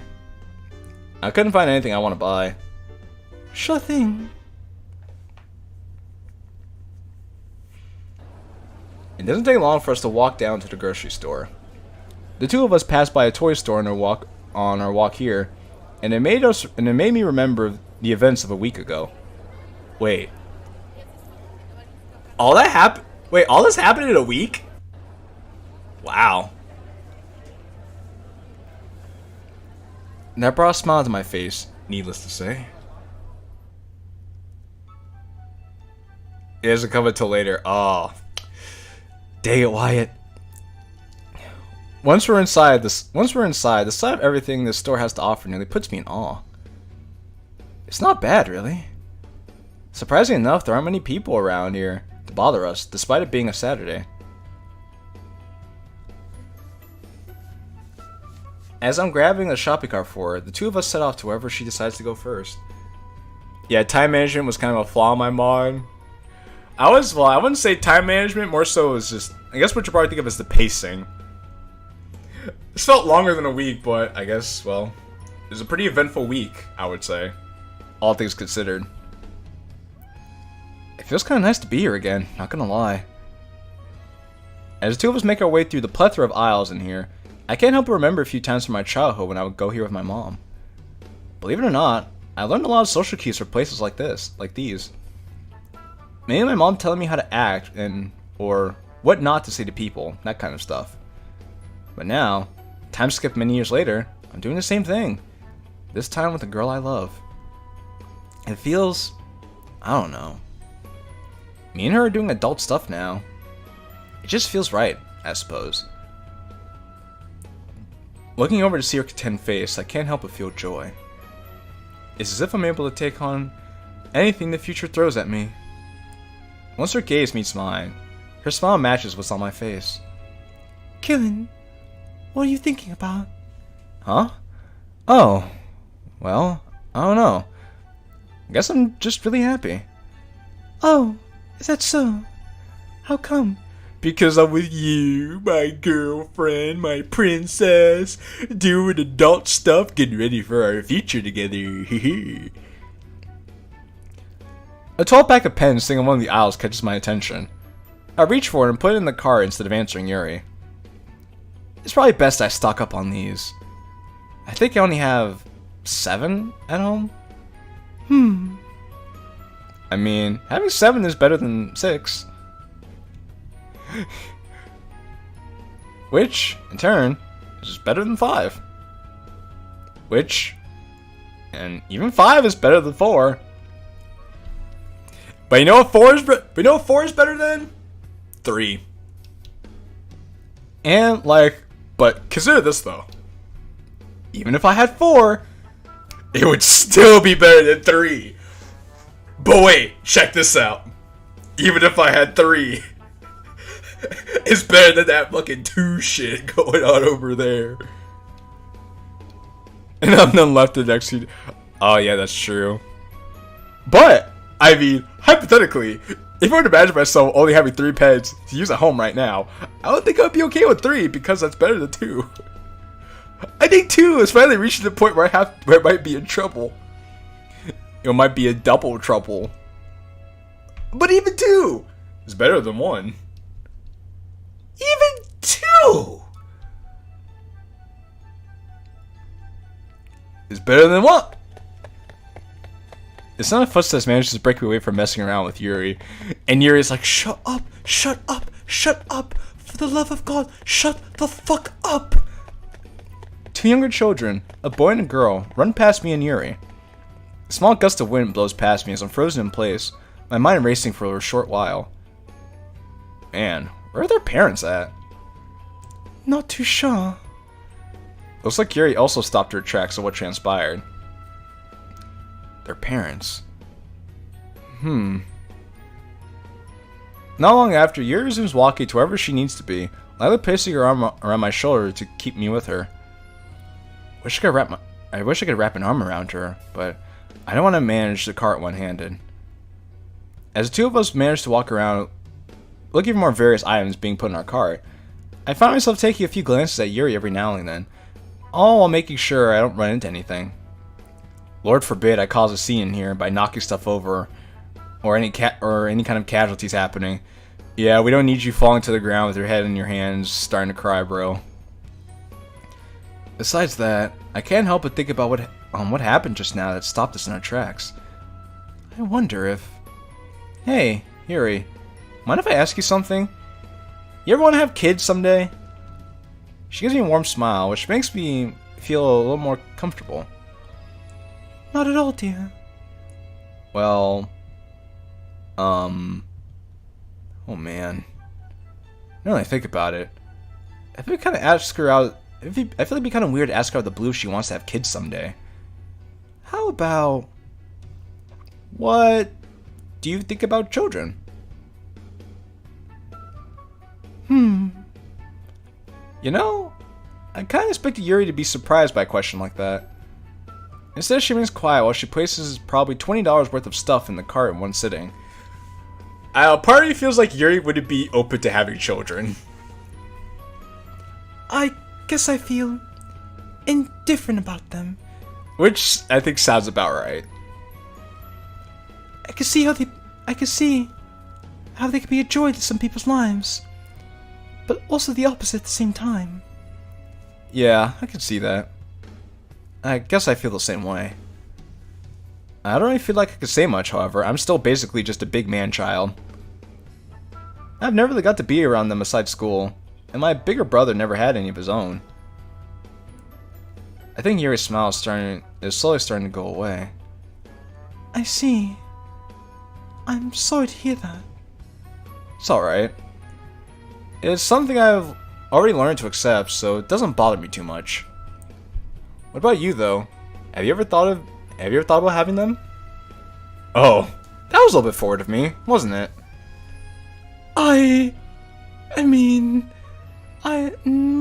Not ready to have them now.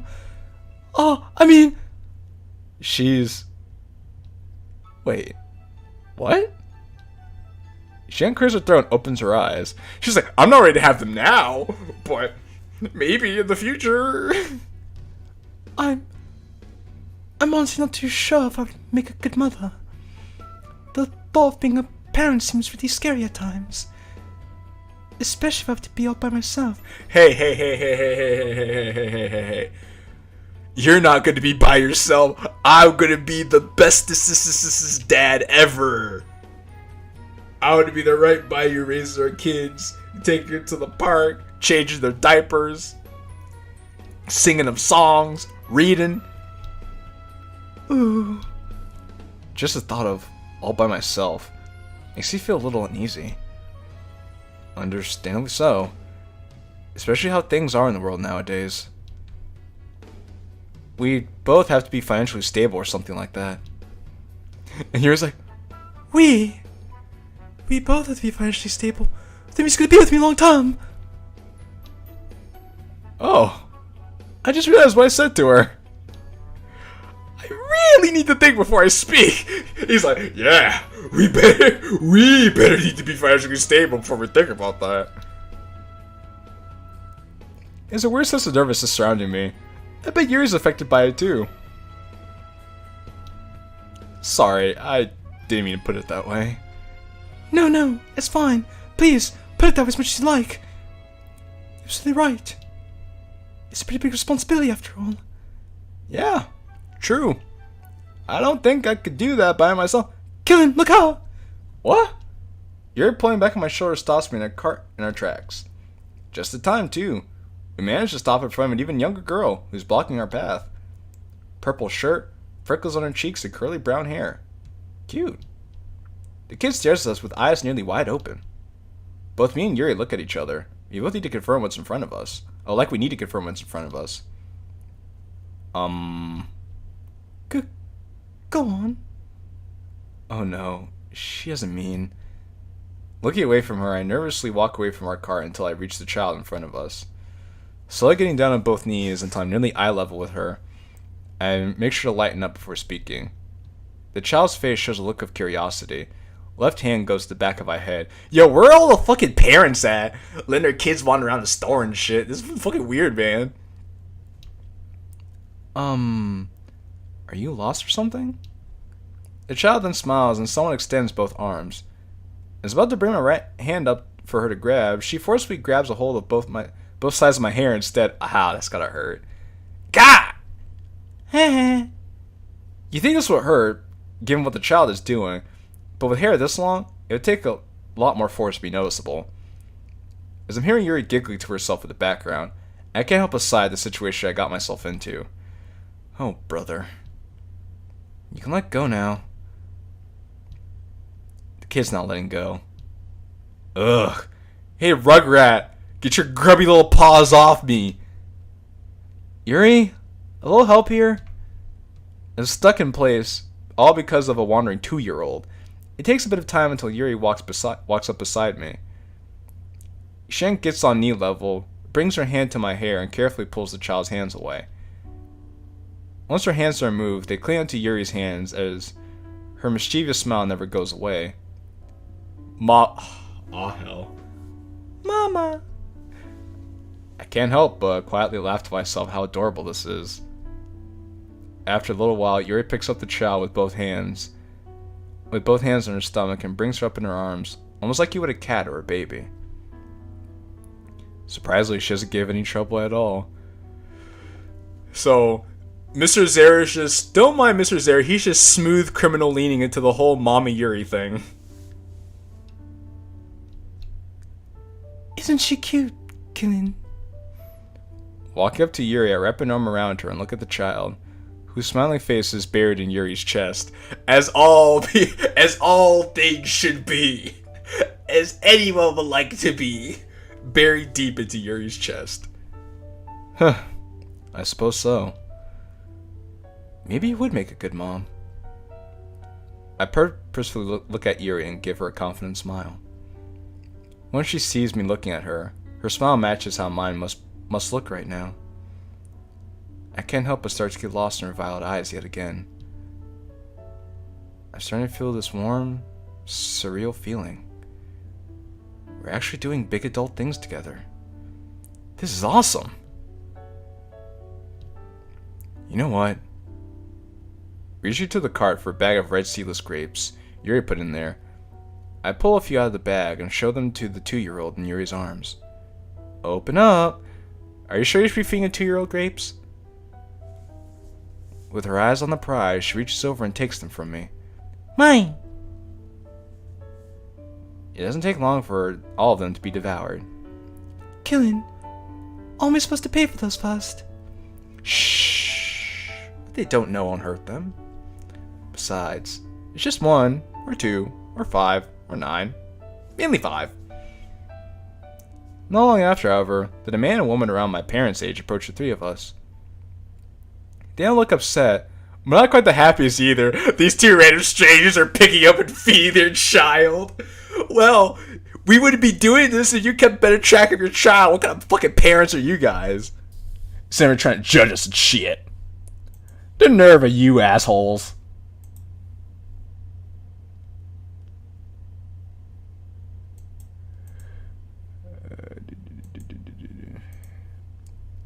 Ah, that's where she went off to. Oh, was this your child? Was. She is. His tone of voice puts me a little less at ease, which makes me look away from him. Yuri manages to break away from my arm around her and walks over to the older man and gives him his daughter back. Once she hands him over, the 2-year-old doesn't look so happy anymore, as she reaches her arms out to Yuri while they're walking away. Oh, that's so sad. Mama! As the older couple walks away, that's so sad. The little 2-year-old's like, I want to be with you. You treat me better than my actual family does. God, that's some sad shit, man. As the older couple walks away, child to toe, I look over to Yuri, who still has a noticeable blush on her face. Well, that was certainly something. Indeed. What's wrong? Don't like being called Mama? I can't help but painfully stick my tongue out at her. Oh, no. Please, keep calling me Mama. I want to be your Mama. She takes a deep breath before speaking again. We should probably finish up here. Yeah, good point. With that, the 2 of us continue our journey through the store with an unusual silence between us. The scene that played out in front of us just then. How I felt being close to Yuri with a child. We both have to be financially stable or something like that. Maybe I should ask her. I tug at her left sleeve at what just came to mind. Oh, another thing. Yes, dear. And this might sound a little weird, but what do you want to be when you grow up? She stops walking after hearing me ask that, causing me to as well. You mean what I want to do next year? Next? What? Don't we both turn 19 next year? I'm still stuck in place to my expression probably in several pieces as I nearly forgot just how old I am. It takes me a little bit to break myself from the mindset to respond to her. No, well, I mean like for a job or career or something. Well, if I could, I wouldn't mind learning more about psychology. If I could make a living by helping out other people, that would be really nice. Life would seem worth it, I suppose.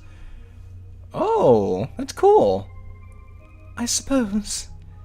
If that doesn't go through, I'd feel confident I'd have the potential as a librarian. Well, potential most definitely, but being a librarian doesn't pay all that well. Yeah, that suits her pretty well. What about you, Killin? Have you put any thought into that? I mean, in all honesty, I'm not too sure. The future seems really scary at times. I'm not sure how exactly I could contribute to society. Although, I got a letter from my parents the other day saying that they're going to help me get on disability, so I have that going, at least. Yeah, I think I remember. You what? She's like, yeah, I think I remember that. He's like, wait, what? You've been going through my stuff? I mean, that's nice of them. Yeah, I suppose. Man just completely tuned out and missed the fact that Yuri just blatantly, openly came out and said, yeah, I've been looking through your stuff. Good thing is Hearing conveniently decided to stop working at that point. With my tone of voice becoming more lackluster, I can't help but focus more on the ground below me. Hey, Killin. Yeah? Her apprehensive face turns into a smile. I believe you do great whatever career you choose. Thanks, Yuri. I can't help but remember what happened 2 nights ago. How I got angry with my mom over the phone and said things to her I really didn't mean. I wish I could tell her how bad I feel because of that. Why don't you call her back and say, hey mom, sorry I was being kind of a raging asshole. Several hours later. Sorry mom for being a raging asshole the other day, but you kind of had it coming. Alright, almost back home. I think I'm starting to feel a bit tired after all that's happened today. It's a good thing we're allowed to eat on the bus. The two of us managed to share a pre-made sandwich from the store. That made me feel pretty tired, but as I almost took a nap on the way home. I bet Yuri's pretty tired as well, after having to part with something that she held near and dear to her, and having to be a mom for a short while. I also love this music, it's very triumphant, and makes me feel like I'm going to a castle. Once we got off the bus and back into our area, we stopped at Yuri's house first to drop off groceries and whatnot. She insists that she had nothing else to do today and would rather spend the day at my place. Something about a change of scenery. I don't blame her one bit. A change of scenery to a scenery that she's seen, well, she's seen it only one time actually. All she's brought with her is a bag with Lord only knows what's in there.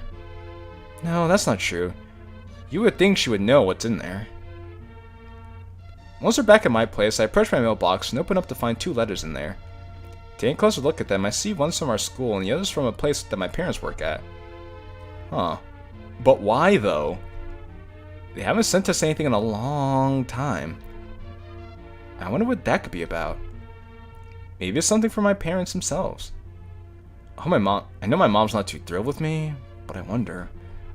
As I'm lost in thought, what looks to be a drop of water lands on the envelope I'm holding. Then another. And another. It's raining. Wait. I don't hear a thing. And I stop remembering. Days are just like moments turned to hours. If there is a hell, wonder if this is how it smells. We're walking in the rain. The sound of rain falling, air rapidly moving, and thunder in the background assaults my ears. The constant splashing of water on my clothes and hair brings about an uncomfortable, almost restricting feeling. Yeah, I know that feeling. When you get wet wearing clothes that aren't you're not supposed to get wet in, that shit feels so gross. I hate that. With my face showing discomfort, I quickly bring both my arms over my head and run under the awning that's in front of the front entrance to my house. Yuri falls asleep behind me, eventually catching up. Fumbling around with my keys, I manage to quickly unlock, open the door, and spend no time getting in, dropping both the letters on the floor in response. Once Yuri makes her way inside, I shut the door behind us, rest my forehead on the door, and exhale quite loudly. The sound of raindrops falling to the earth and my house never end. Yuri speaks up after a moment of silence. Qilin, is something wrong? I hate water, especially wet water. Taking my head off the door and looking up over to Yuri, she's setting her bag on the ground near the door. Once she's done doing that, I approach her and take both her hands in mine to help me calm down a bit. She doesn't resist, and her inquisitive face doesn't change. I end up turning my head to the left, looking at the door and taking a big breath before speaking. I'm sorry, Yuri. Just when it rains and lightning's outside, it makes me uncomfortable for whatever reason. Oh. What's not to like about it? The noise. I feel like I can't do anything when it's raining. Too restricting. Thunder's too loud. Lightning kills people. Yuri giggles at my last comment, but I can't bring myself to smile right now. Oh, jeez. Dang! Ah! My hands quickly leave Yuri's and go over my ears. The thunder rumbling through my house and into the earth shakes through my body and brings me to my knees. After a little bit, I can feel a hand being placed on my shoulder. Hey, it's okay. You're safe. It takes me a little longer than usual to calm down due to the seemingly violent atmosphere around me. After some time, I take her hand that's on my shoulder, and she helps lift me off the ground. Our hands don't break away though, and I still don't have it in me to make eye contact with her. I don't mind the rain, personally. How so? The way it sounds is just relaxing to me. It helps me fall asleep at night sometimes. Raise your hand if you ever put on ambient rain and thunder noises to fall asleep.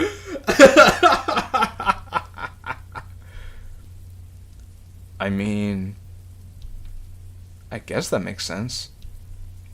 How is it relaxing to you, though? She takes a deep breath before responding to me.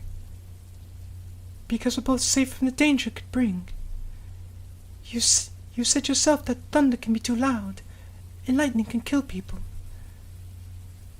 Is it not at least somewhat reassuring knowing that nothing like that can reach you in here? Huh. How come I never thought of that? Yeah, now that you mention it. There's an awkward silence between us as the light sounds of rain and thunder in the distance help the earth go round. I guess another thing.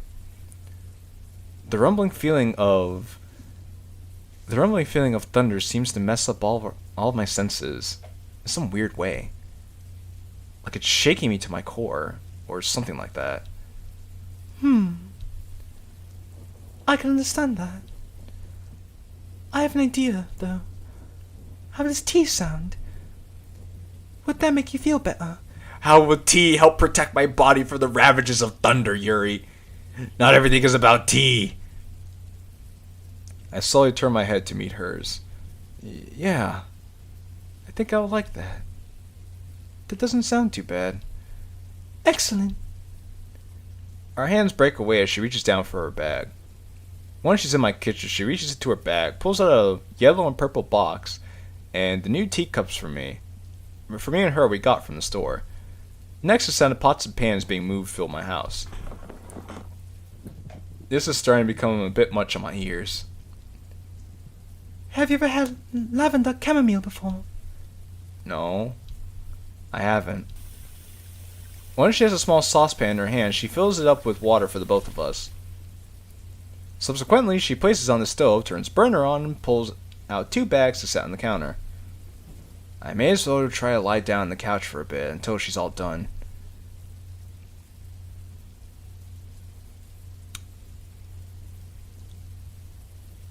Minutes pass, and I made myself nice and comfy, about to doze off into a nap. The sounds of Yuri messing around with what I'm guessing are teacups in the kitchen makes me open my eyes to figure out what's going on. Once my eyesight adjusts, I see Yuri slowly walking over toward me with 2 cups in hand. She's probably being careful, trying not to spill anything. If only there were a table in here we could set them on. Why did my parents ever think of buying one before they left? Stupid parents. I feel like I've gone off about this once before.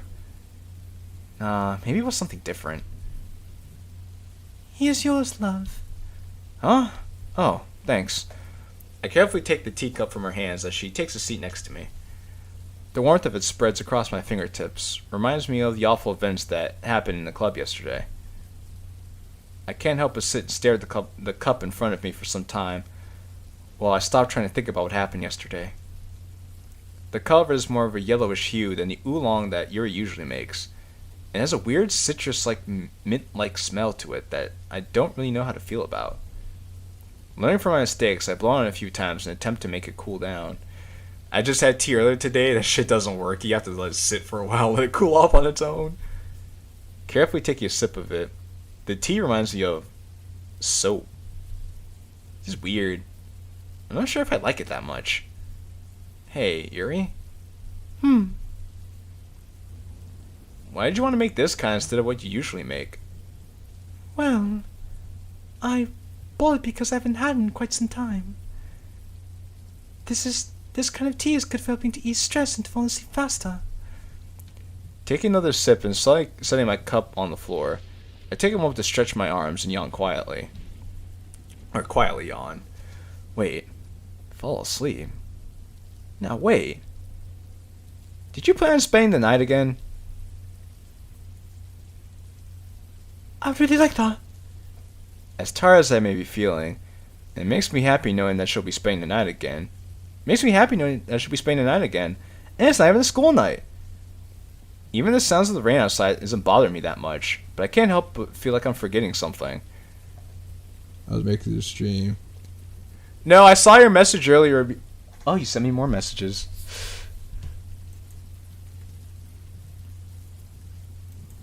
Well, thank you, amigo. I appreciate that, man. Also, I'm glad that you're here. I saw your message earlier, and hope you're doing alright now. That's when I carefully rest my head on right shoulder and look up to somewhat meet her gaze. It always feels surreal being this close to her. You could have my bed again tonight. Oh, Kilin, that isn't necessary. I don't mind. That being said, I bring my head down and quickly lean over to kiss her cheek. She giggles for a bit, then places her head on my shoulder, which makes me feel more safe, more comfortable. Well, how about we read some of my book before we go to bed? Yeah, I think I would like that. Alright then, give me one moment. Are you done with your tea? Looking down at my cup on the floor, it's only half empty. Half full? One of those two. Yeah, I don't want any more. Hello, avant-garde. As she gets up from the couch, I carefully grab my cup and give it to her. I can't help but watch as she walks away from me. How great her body looks from where I'm at. You hate to see her leave, but you love to watch her go. I wonder how good that body looks outside them clothes. When she's at my front door, she picks up her bag from the front and... Oh, that's what I forgot. The mail's still on the floor. Getting myself up off the couch, I make my way over to the front door, grab the mail that's on the floor, and walk back to the couch. I might as well get this out of the way while I'm waiting until she's all done with what she's doing. Alright, let's see what the school possibly could have sent me. Hopefully it's about Jason or Kyle from the other day. Use my index finger to open the envelope. I pull out the piece of paper inside and... Oh, hang on. Where's the school address and all the other info on the paper? You'd think they'd do better than this. Let's see what I'm getting myself into. JQilin, I write to let you know that you and your dearest friend have been acting out of line lately. Also, your grades have been really bad as well. Keep this up and you'll be expelled and have to redo your senior year all over again. Also, you could have done much better than her. Wow. So really, this is the best they could do. This is the best that the Opps could come up with. This is so bad, man. What the fuck is this? This is some elementary school level. This is some elementary school shit here. Like kindergarten levels of bullying. What the fuck, man? Are you kidding me? Are you seriously kidding me? Are you being Real? Last I checked, my grades are alright. I think. I guess we'll have to see what happens when we go back on Monday. Also, what do you mean by dearest friend?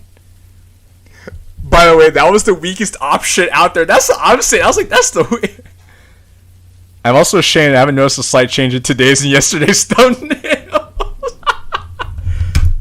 Hey, Tag, at least you noticed them now. I'm glad you noticed them now. You know what? I don't even want to know. Taking a letter from the school and putting it back in the envelope it came in, I placed it on the opposite side of the couch. But wait, I have a question. How'd they find out where MC lived? Who would know about that? Natsuki's never been to his place before.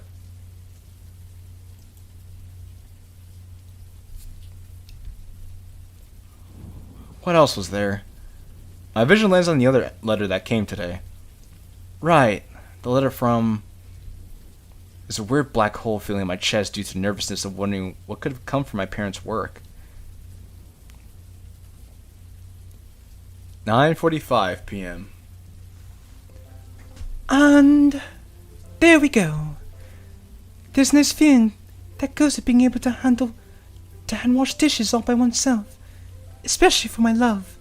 Yuri being the good little woman that she is, taking care of the dishes in the kitchen. With both teacups properly cleaned, I placed them on the dish rack in front of me, facing upside down. I sent you a sound effect play I think everybody needs to hear. Which one? The latest one you sent me? I guess it was this one. Oh my god, bro. Oh, hell no, man. What the fuck, man? Get your ass on, boy. You get your goddamn ugly ass on.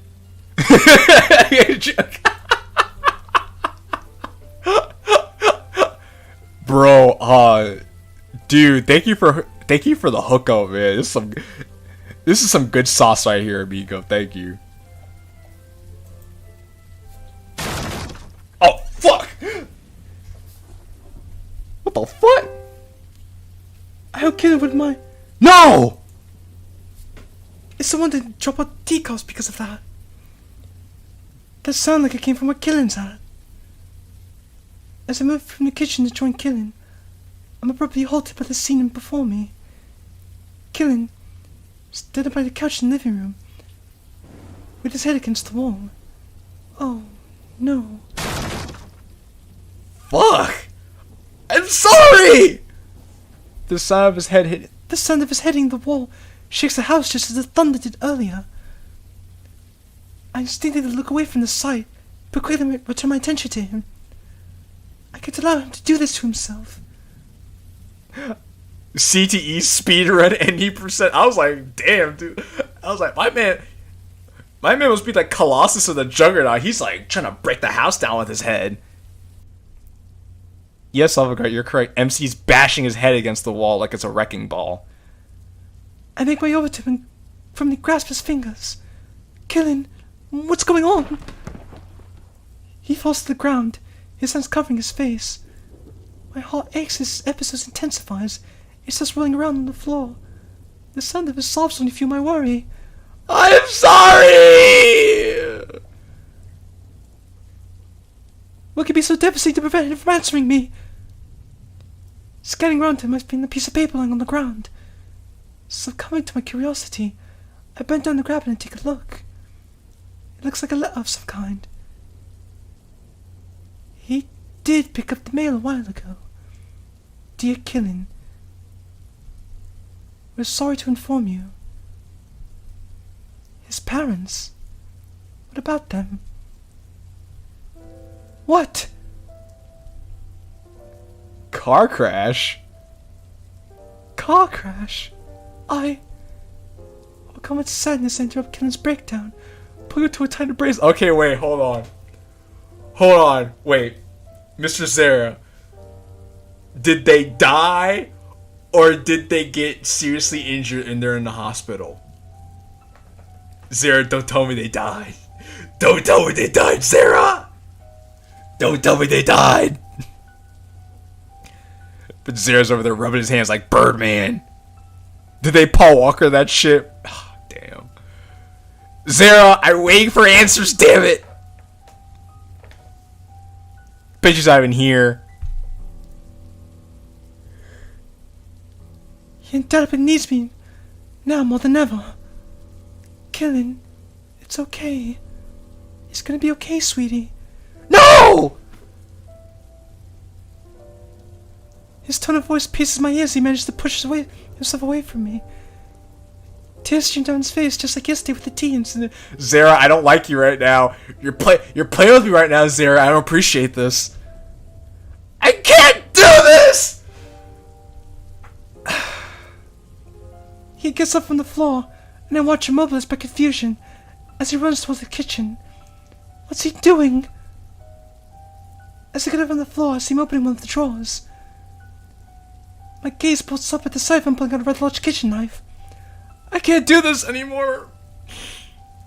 Panic overrides everything as he turns to blade on himself, pointing towards his heart. Oh shit! Oh shit! Oh my fucking god, bro! Holy shit! For real?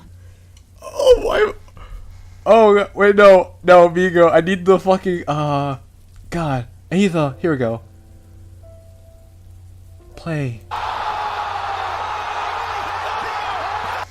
Play. What the fuck is going on?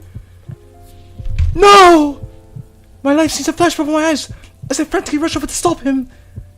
Once I'm in front of him, I forcefully grab what the blade means to handle, trying to yank it out of his hands with all my strength. Ultimately, stinging spreads across my fingers as a result. Oh damn, she got all fucked up, man. He resists as the knife inches closer towards him. Emotions reaching inside of me at the sight, but the hand grabs the handle as they pull with everything I have. This deadly tug of war comes to an end as the knife escapes his grasp, but sends me tumbling back and him forwards. I'm immobilized by the sudden rush of pain as my back hits the floor. A loud metal clang is heard behind me. Once my sight returns to normal, I'm on my knees. The knife we had is nowhere to be seen. No. Looking over to Qilin shows his face down on the ground, trying to take hold of the cupboard handle. Watch him grip the handle tightly. I shut my eyes as he forcefully brings the door towards his head. Whack! That was a girl scream. Mrs. Zeri not helping her cause that people thinking this MC is a girl. Qilin screams in agonizing pain as he lays with his head down the floor. His cries become more intense, which tears me apart inside. I can't let him keep hurling himself like this. Slowly knee crawling over to him, I use all my strength to lift him up and embrace him yet again, even tighter this time. He doesn't resist.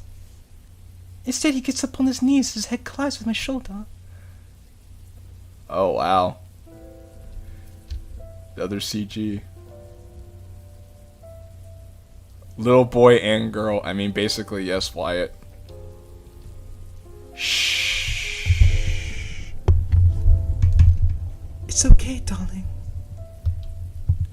I'm so sorry this had to happen, love. A single tear shed the thought that I almost lost my hero tonight. I must say, damn. Things just turned around. Things just escalated so fucking quickly. The dude was like, I can't do this anymore. Was about to end it all just instinctively. I'm like, I didn't know MC had it in him to be that suicidal.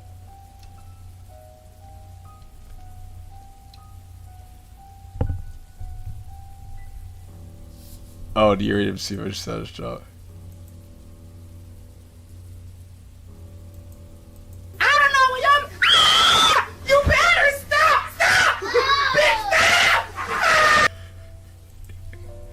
Thank you, amigo. Emotions built up inside me as he hits his head against my shoulder multiple times. I'm sorry. I'm sorry. I'm sorry. His nearly screaming into my ear makes my emotions inside tremble. Babe. No. Don't be sorry. Mama. It's okay, love. I'm right here. Oh God. This man said mama, and Yuri's like, it's okay. Your mama's right here. Oh my fuck, Mr. Zera. Tears escape my eyes and fall down his shoulder. My voice breaks as all I can do is whisper in his ear. I love you so much, Qilin. It'll be okay. This is unbearable. No wish I have to endure this, but certainly not my knight. He fights so hard every day to protect me, to make me happy, even save me if he has to. As his tears continue to fall, I steel myself. It's my turn to come to his rescue. Once again. As they're both quieting down, the stinging in my fingers seems to fade away, and I'm feeling exhausted, physically and emotionally. He's probably feeling the same. You're right, Frithian. I lean forward to whisper into his ear again. Qilin, let's go to bed now. He doesn't respond. He just rests his head on my shoulder and sniffles a few times, his grip on me loosening a bit. It's okay, Qilin. I know what to do. My right arm holding the embrace, I bring my left arm around and under Qilin's knees. She picks him up off the ground and carries him to his... Wow. She literally sweeps him off his feet and carries him to bed. How about that? I secure my grip on him and use all my energy to lift him off the ground. He's heavier than he looks, but I can manage. I must. For him. Both his arms wrap around my neck as he rests his arm around my shoulder again. Yuri literally being the mama right now. Holy shit.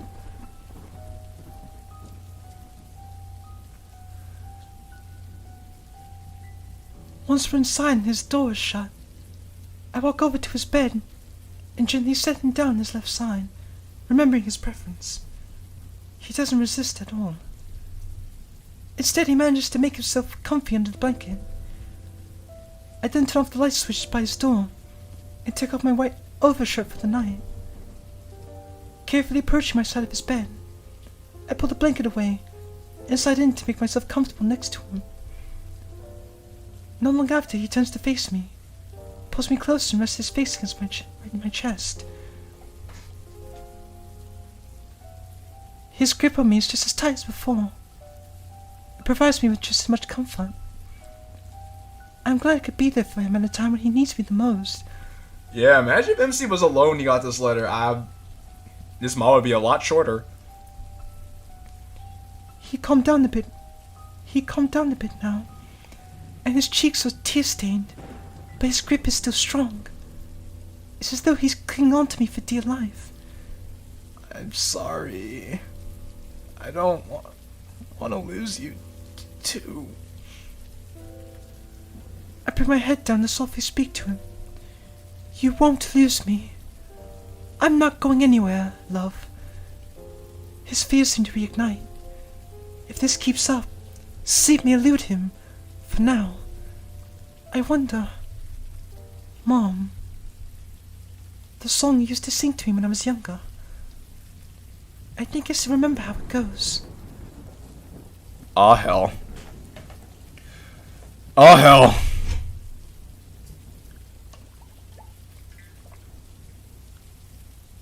I definitely suggest turning music volume up at this point.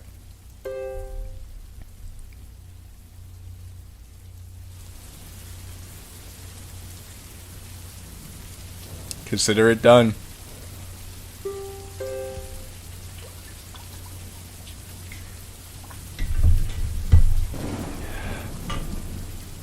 Here goes nothing.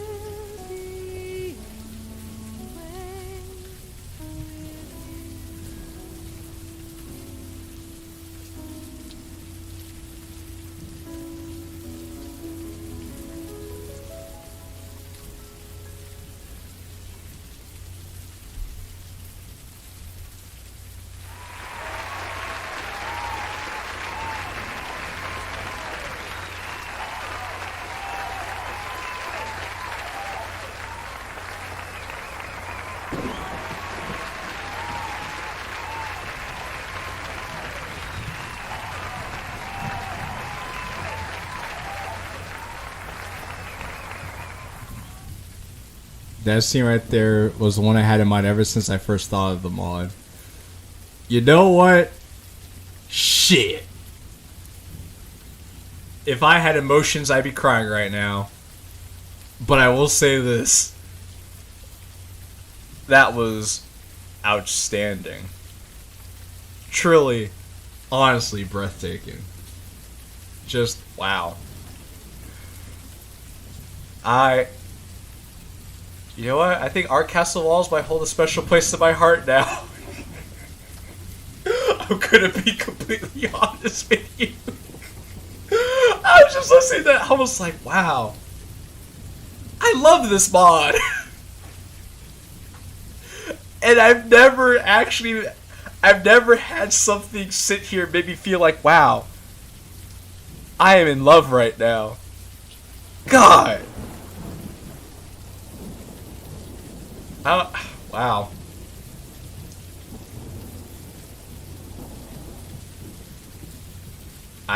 Wow. Honestly, I would probably say this is my favorite part of the mod, hands down. Easily.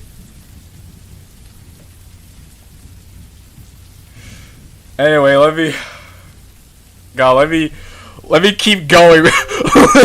let me keep playing before I start droning on about how much I'm feeling right now. He isn't clinging to me as nearly as hard as he was earlier. I think he's asleep now. Shoot, after hearing that voice, that angelic singing, shit. I can't help but feel remorse for him. Having to lose two of the most important people in his life. Oh, so his parents did die. Damn. And the last thing he said to his mom was, "You're never there for me. Fuck you, Mom. I always want," like, wow. Oh, that's always the worst. That's the worst. The last thing you say to somebody you love is you curse them out and then you never get a chance to talk to them again. Oh, dang. And then he has to live with that for the rest of his life? No wonder he wanted to end it all right there, which I was hoping that would be the case if his parents did die. Because if they didn't die and he wanted to do that shit, then I was like, that's a little over dramatic, but wow. I had a feeling that'd be the case, but wow. That's just, wow. Now Yuri really is the only one that he's close to at this point. Which makes the option as he's gonna be doing now suck even harder. Oh, Mr. Zero, you sick son of a bitch! Oh my god! Again, if I had emotions, I'd be crying right now. But even I have to appreciate the level of crafting that went into this narrative. Holy hell!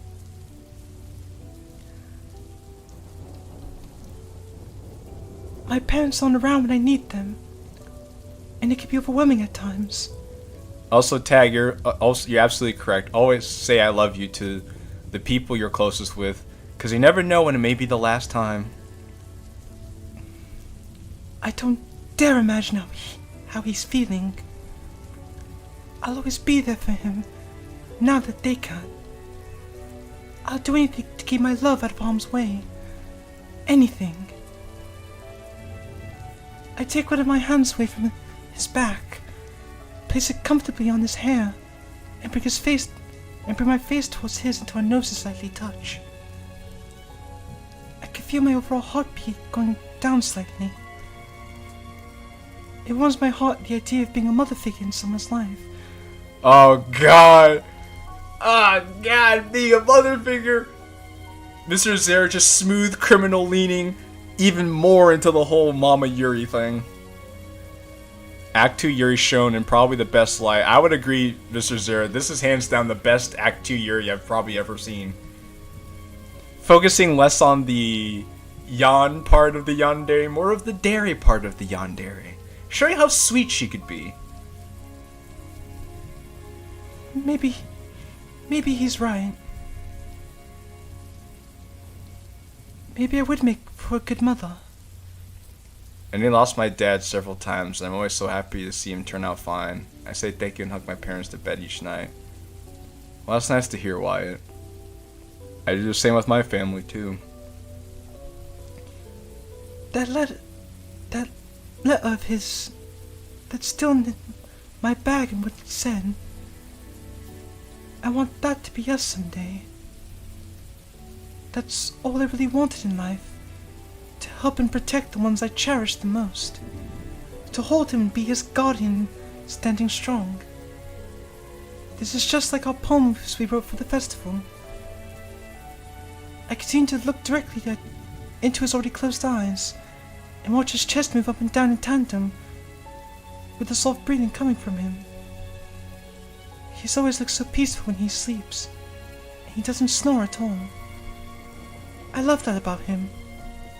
Then, I inch forward and kiss his forehead and whisper in his ear. I was going to turn the music down a little bit more, because I think the music is drowning out my voice. Brick by brick, darling. Brick by brick. Carefully, laying my head down on one of his pillows, and closing my eyes, the sound of Killen's breathing is the essence that brings me to dreamland. Today something happened that could have went south like that, but thank God it did like that. Thanks, bro. Oh. Damn, bro, is that right? Amigo, we gotta talk later, man. We shall greet each other in the morning, together. And I'm going to make sure there's a morning to greet on.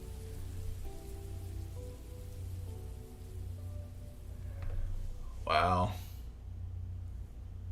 This is what, chapter 12? Day 12 was the shortest day in the mod. Okay. Though we could probably finish it in this stream then. Soul Poetry. Sunday, October 17th, 4 p.m. The rain from yesterday hasn't let up at all. Granted, it's a late rainfall. Killen hasn't left his bed ever since I carried him upstairs last night. Only to use the restroom, as far as I can tell. He was still asleep when I woke up and made breakfast. He hasn't spoken a word, despite being awake for a few hours. It pains me to see him like this. I miss the old him. Well shit, Yuri, the man's parents just died. Let him grieve. This house seems lonely without his enthusiastic attitude, the bright smile on his face, his mesmerizing orange eyes. I haven't done much today except for lounge on the couch and occasionally see how he's doing. Every time I tried speaking to him, he wouldn't respond, or even look over to me. He didn't even touch the breakfast I made for him. Dang. I really feel bad for the guy. I really do. I'm gonna put my F in the chat. I miss the old MC, Yuri West. I miss the old MC. I don't like that new MC shit. I don't dare imagine what's going through his mind. The sound of rain crashing against the house, this eerie, almost lonely feeling I have.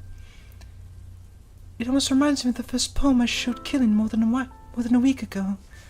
Oh hey, Ayat. Maybe I should go check up on how he's doing.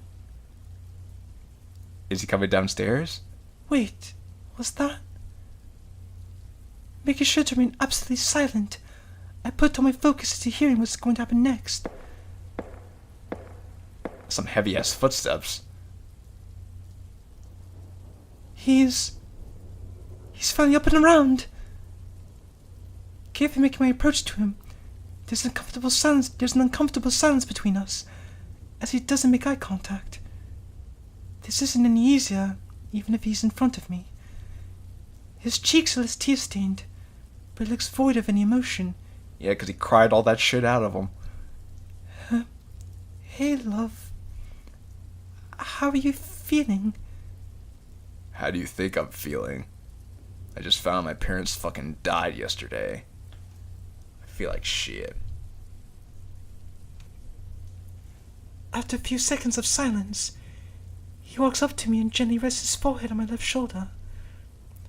The warmth he's bringing to me causes me to place an arm around his back and the back of his head in response. Carefully running my fingers through his hair, I bring the side of my head to meet his and quietly sigh to myself. He's not crying this time, which is a relief, but I couldn't imagine what's going through his head right now. Is there anything you'd like to do today? No, I don't want to see him like this all day. There's gotta be something him and I could do today. Well, I could think of a couple of things you could probably do, but maybe might be too soon for that. Look around the house in search of anything that could be his to take his mind off this. I spot a VCR right below his TV. Imagine what Khabib with his last match and cried because his father died. Essentially, the most important person in his life, and he vowed not to fight again. Not to fight again for his mom. I ain't crying, but damn. Huh. How about that? I could see how that would be kind of similar to this. I haven't seen one of those since I was a kid. Yeah, because they don't make them anymore. I wonder if it still works. Maybe this will help. Hey, Killin, how does a movie sound? We'll put one on the telly. I can only guess that means yes. Come on, follow me. As he reluctantly removes his forehead from my shoulder, my arm that goes around his back moves up to his shoulders as we both walk over to the couch. Back what I miss. Depending on how well. Oh yeah. Well, MC came out of his room and we're gonna watch a movie. Once he's made his way to the couch, I walk over to the TV, the telly, and see the selections of the VHS tapes in front of me. Taking my index finger and running them across the various tapes in front of me, my finger stops on a dark blue, almost black colored cover. Fruits. For real? It has 5 different girls on it, and a black silhouette of a man in front, and it's called Fruits. Maybe he'll like this one. Yeah, with Bad MC. Pulling the tape out of the stack of them, I can't help but notice the weight it has to it. Goodness, it's been so long since I've last held one of these. It's almost like I'm holding a black plastic book. With the tape in my grasp, I turn around and show it to Killin. Misogynistic Bad MC. How does this one sound? He solemnly looks over to me for a second or two, then back to the floor. My attempt at a smile is starting to go away. I really hope he doesn't stay at this forever. Besides, don't we have school tomorrow? And before he's like, I'm not going to school. Taking the tape out of its cover and putting it in the VCR, the play button of the VCR immediately lights up with a neon green color.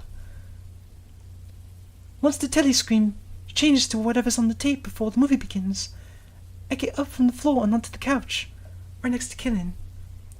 Once I'm nice and close to him, he sets his head on my shoulder again, this time so we both can see the telly. After a minute of boring ads and whatnot... Really? Ads? Oh, yeah, there are ads on VHS tapes, I take that back. An idea comes to mind I'm sure Killin would enjoy. Hey, how about I order a pizza for the 2 of us? Killin, come on. Have you eaten at all today? He shakes his head at me, his expression still looking completely defeated. Don't worry, I'll pay for everything. Okay.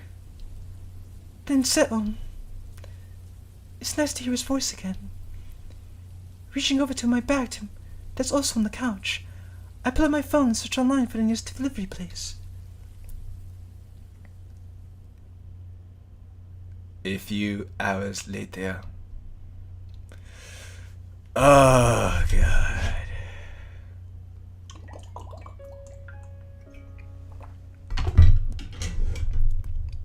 No matter what I say, nothing is going to mend these girls' broken hearts. Especially hers. The only real thing I can do is... The boy then approaches the girl and opens his arms, as she responds and clings onto him for dear life. While that's happening, Killin's grip on my arm tightens. I don't remember this. Being this sad. I'm so sorry for this. I wish I didn't have to leave. You didn't have a choice. I don't blame you for this, nor will I ever. Me neither. It's been so long since I last watched this. I only ask that you take care of yourself, okay? I promise. Do you think they'll have a happy ending? I just want to let you know. I just want to let you all know that I really enjoyed my time here with you. I really hope so. You're an influence to us all. I think you've done more for us than anyone else will. I have to be going now. Goodbye, everyone. Oh. Oh. Why do you have to say that word? Looking over to JQilin shows him closing his eyes with a similar look from hours ago. Why do I have a bad feeling about something? The screen fades to black, and all I can hear is the voice from the telly. And so, once I was on the flight out of the city, I tried to look past everything I was leaving behind. Whether or not I return, Lord only knows. I will take on whatever life throws at me, with the image of her in my mind. After a few moments of silence, the words 6 months later pop up on the screen. Wait. An area that showed at the beginning of the movie shows up on the screen, along with the 4 main girls. So Mr. Zera, this is a lot to go into for a DDLC mod reference. Did you have a special connection to the Fruits of the Literature Club by any chance? You're kidding, right? JQilin. Long time no see.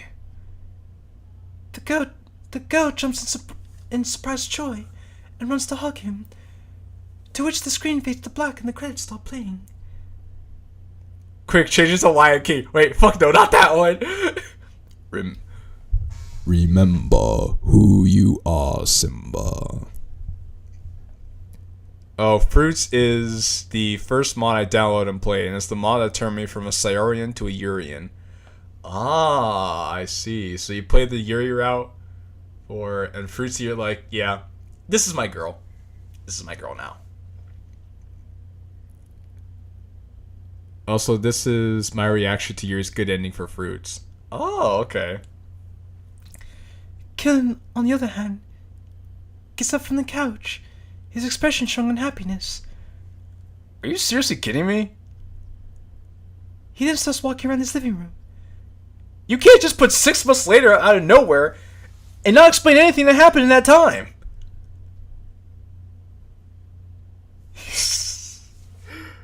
You know what, Mr. Sarah? I respect the hell out of that. He then places his head in both of his hands and stops in place. It's okay, JQilin. I understand what you're saying. And I know what they did. I know what they did wrong there. I know what they did wrong there. You do? I gave him a governing nod and a slight smile. Let me, the literature queen, or literature princess rather, show you how narrative is supposed to be done. When doing a time skip like that, they got the part down where they said what time was like. They got the part down where they said what time it was. What's also important is to explain what happened during the in-between, even if it's a brief summary. If you can do that, then you can skip as much time as you want to, as much time as you want.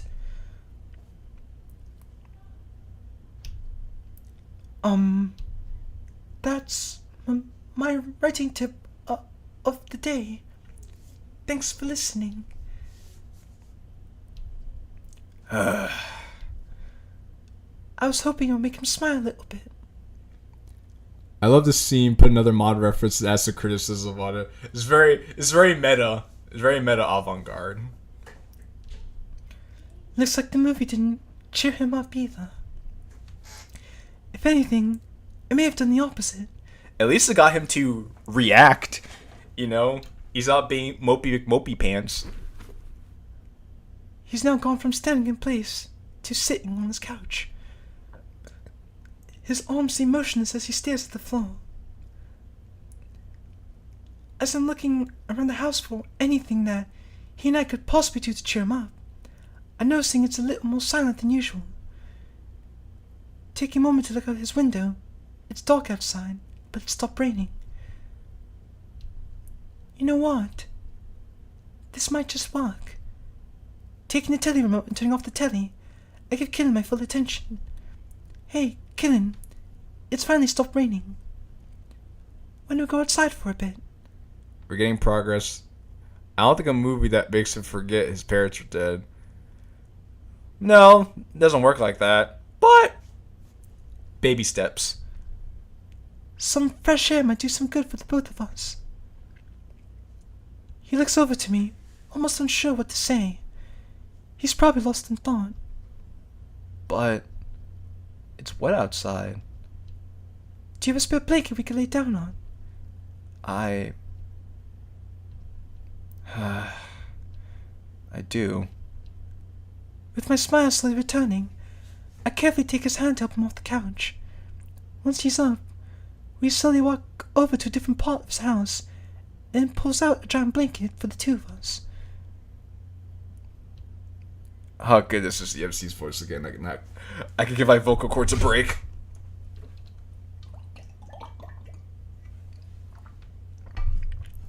It's 9:17 on a Sunday. Oh look, there's the moon in the background. Right over there. That's nice. It's nice and quiet outside. Plus, a light breeze out here doesn't feel too bad. Finding an open spot on my front lawn, I unfold the blue and green blanket I have, and lay it nice and neat on the grass in front of us, getting rid of any wrinkles I see. Once that's done, I carefully lay myself down and place both hands behind my head. I can feel the blanket becoming more damp through my back as I lay down, but that's not my biggest concern right now.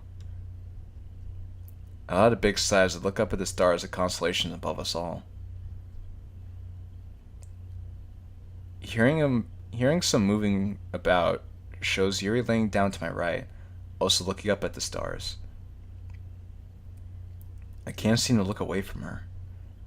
My mind races at 1,000,000 miles per hour as I get lost staring at the moonlight shining her purple eyes. Oh wait, it is October. This reminds me of the song "Moon Dance" by Van Morrison. It'd be very fitting right now if it was playing. This plaguing feeling of emptiness, of hopelessness, of nothing in the world mattering anymore, hasn't gone away after everything that happened last night. I still feel really bad about how I treated her yesterday. I shouldn't have pushed her and scared her like that. Hey man, you that was a you moment. You needed to do you, man. Isn't it beautiful outside, Kilin? She looks over to me, probably expecting me to say something back. I can't bring myself to answer that. That's not what I want to talk about right now. I feel like I should explain everything to her. I want to let her know what I'm feeling, but I'm just not sure where to start. Let's try this. You really are. Huh. She bashfully smiles and blushes like she usually does. Oh, Kilin. Yuri. I feel like I'm ready to explain some stuff to you. Her eyes widen a bit as she looks at me expectantly. It's as quiet as I expected it to be while I think if I want to go about saying all this. Even when I'm laying down like this, I manage to bring my head down, almost out of defeat. I'm really sorry about last night. Kilin, don't. Nothing was your fault last night. A flashback of how violent I acted around her shows up in my mind. No, Yuri, I mean, I feel like I treated you badly last night. And that was something that's been eating away at me today. You don't deserve to be treated like that. Close my eyes and simply frown at her. I don't know how else to convey what I'm feeling. I shouldn't have scared you like that. I don't know what I was thinking. I don't feel like a good boyfriend to you. Kilin, please. It's not your fault. I'm just happy I could be there for you. I don't know what I'd do without you. A cool breeze passes by, which runs through her hair. I could see a genuine look of concern on her face due to the moonlight shining on her. I turn away and look into the stars again. It's just... sometimes I question why I'm on this earth. Why me of all people? Why am I even here? Why can't I do anything right? In this storybook we call life, why couldn't I have been born someone different? Qilin, I don't know what to do. What can you do when people who mean the world plus more, who mean the whole world plus some, aren't there anymore? What's the point anyways? I couldn't make them proud of me. It's really hard. Trying my best not to let my emotions interfere. Lord knows she's seen enough of that. I turn around completely until my face is almost buried in the blanket, my voice trying not to break.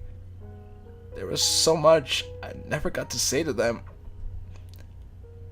How much I appreciated my dad for all he's done. He's such a good guy. And how I miss my mom. I turn over to face her again.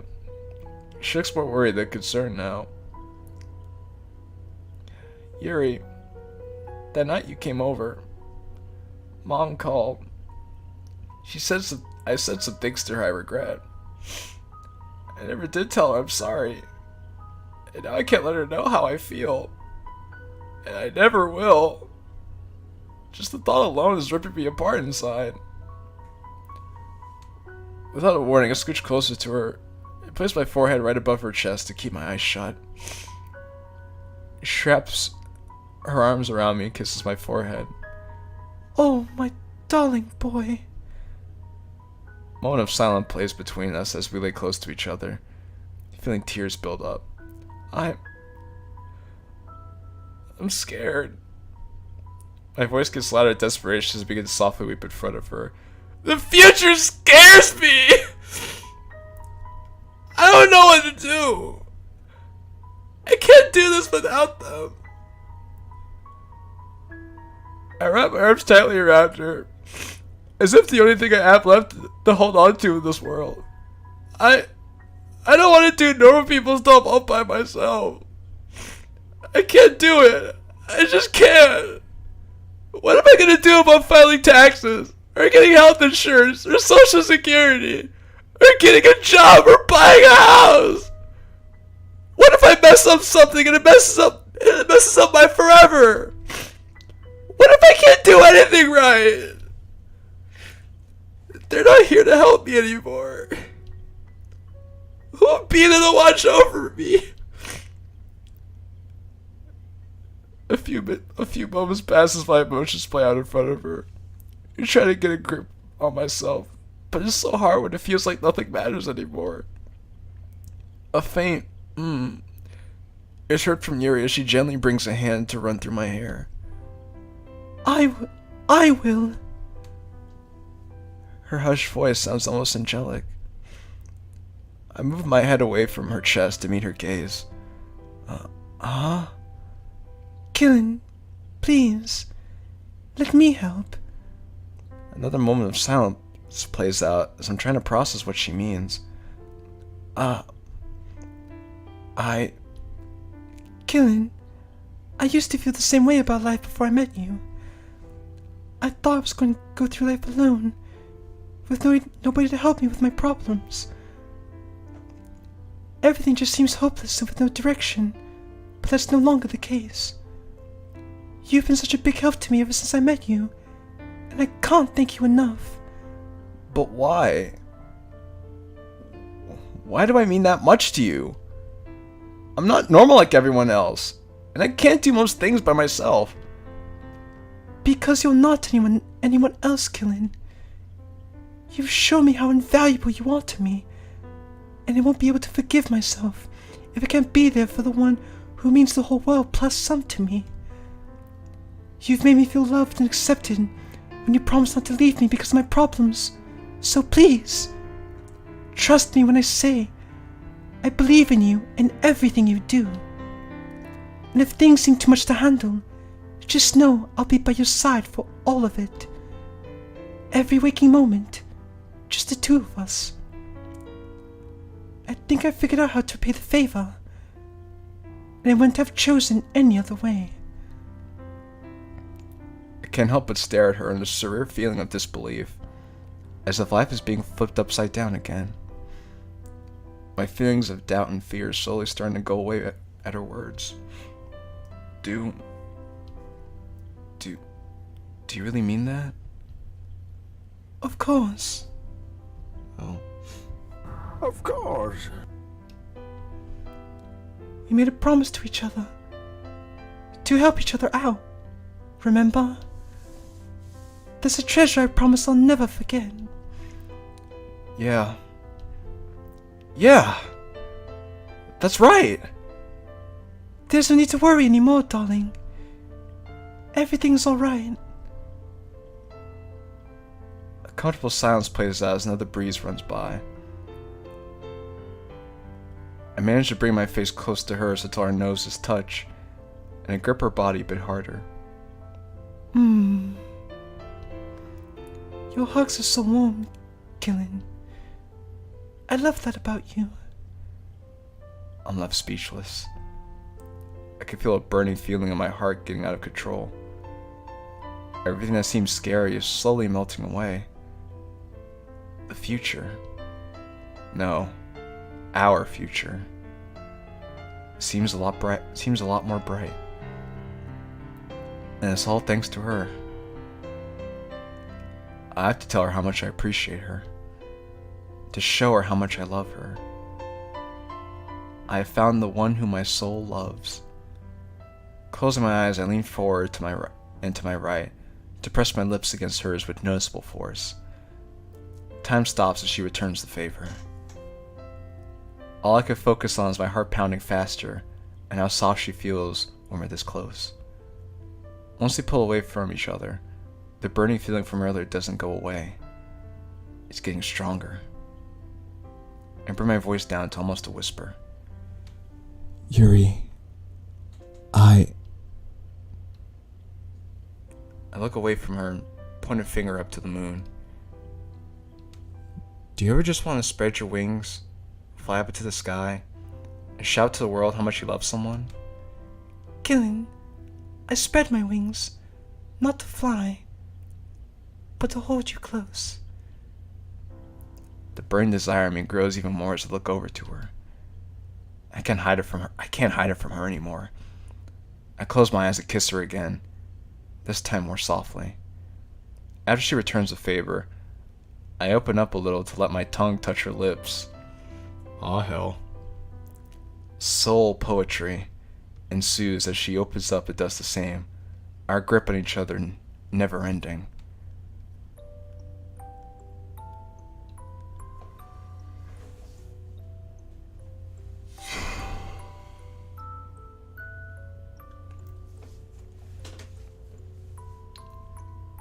Chapter 13, 3-day weekend.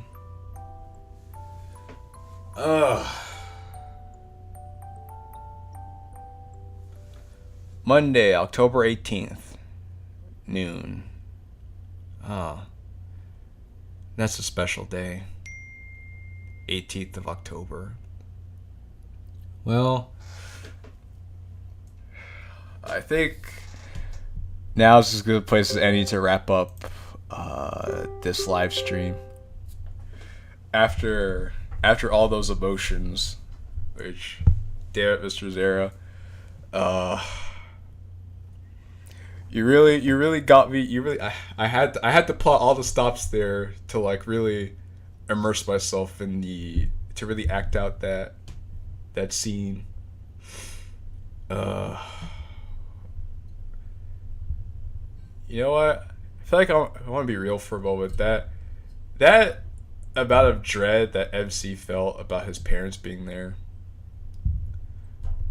I really feel that a lot when I think about my family and how much I love them. Especially my mom. I love my mom to death. Some people call me mama's boy about it, even though I don't really see it that way, but I mean, fuck it. I love my mom to death. There's no shame in that. And I wouldn't know what I would do if I was in that situation, man, where I lost my parents tragically like that at this point. I'm like, I don't know what the fuck I do with my life. I was like, what, God, what am I supposed to do, man? I don't want to be an adult and do adult shit without them. Who the hell's gonna help guide me in life? Who the fuck's gonna be there for me when I need them?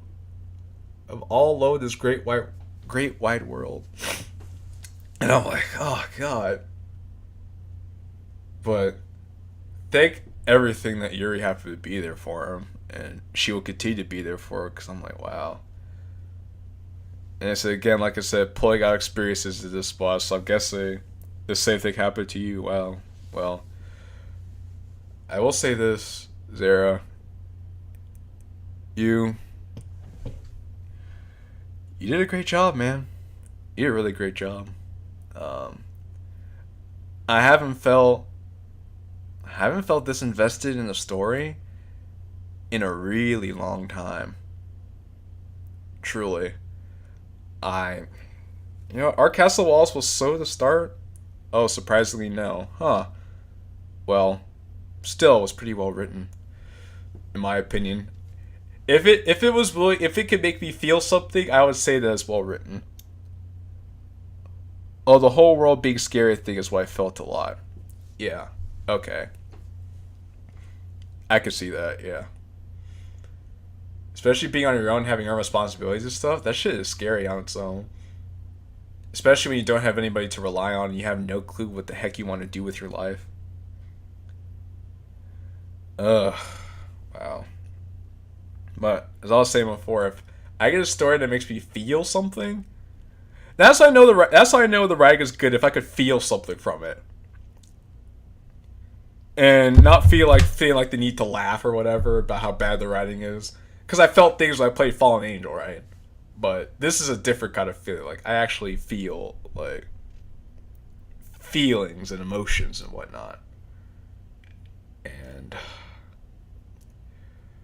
And I'll admit, when I played the last scene and I was voicing the MC for that, most of that was acting, but there a little bit of that was, my own feelings.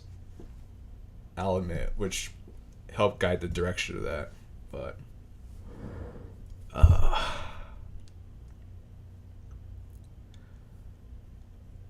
wow. I'll be honest, I don't know if I have anything left to say. Really, I do have more to say, but I don't want to sit here and ramble on longer than I have to. Just wow. I had a lot of fun with the last couple streams I did, but I'd probably say this was my favorite stream of Our Castle Walls to date. Just because of everything that happened and how gripping the story was. And honestly, it makes me invested to want to keep playing more of it. Even if I have to spend the rest of the 8 hours playing Our Castle Walls, I do want to finish Our Castle Walls this month. So, hopefully I can make that a reality. But seriously, I love this mod. I'm also gonna wake my mom up just to tell her I love her. And I might do the same, to be honest with you, Tag. But on that sobering yet very wholesome note, I want to thank you guys for being here to experience this with me. You could have been anywhere in the world right now, but you decided to be here with me. Listening to me play a visual novel and talk about emotions and stuff. So, I can't thank you guys enough for that, honestly. We've been doing some big things here. I've gotten to know a lot of the wonderful people in this space, and I'm very fortunate for that. I wouldn't be where I am today if it wasn't for you guys, and I'm very grateful for that. And I hope to continue doing what I'm doing and to do bigger and better things in the future, And I'm very excited to have all you guys with me along for the ride. So, link to Our Castle Walls. The download link to Our Castle Walls is in the description if you guys want to play it for yourself.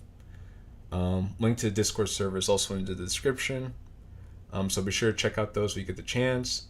If you enjoy what you saw here today, and I really hope you did, especially if you made it to this point of the stream or the replay, be sure to hit that like button if you haven't already, because shoot, man, this is some quality content you're not going to get anywhere else. And if you're new here, subscribe so you can stay tuned for more quality stuff from yours truly and the good people that make all this stuff possible. It's been real. It's been fun. It's your boy JQilin signing off. Say ciao for now.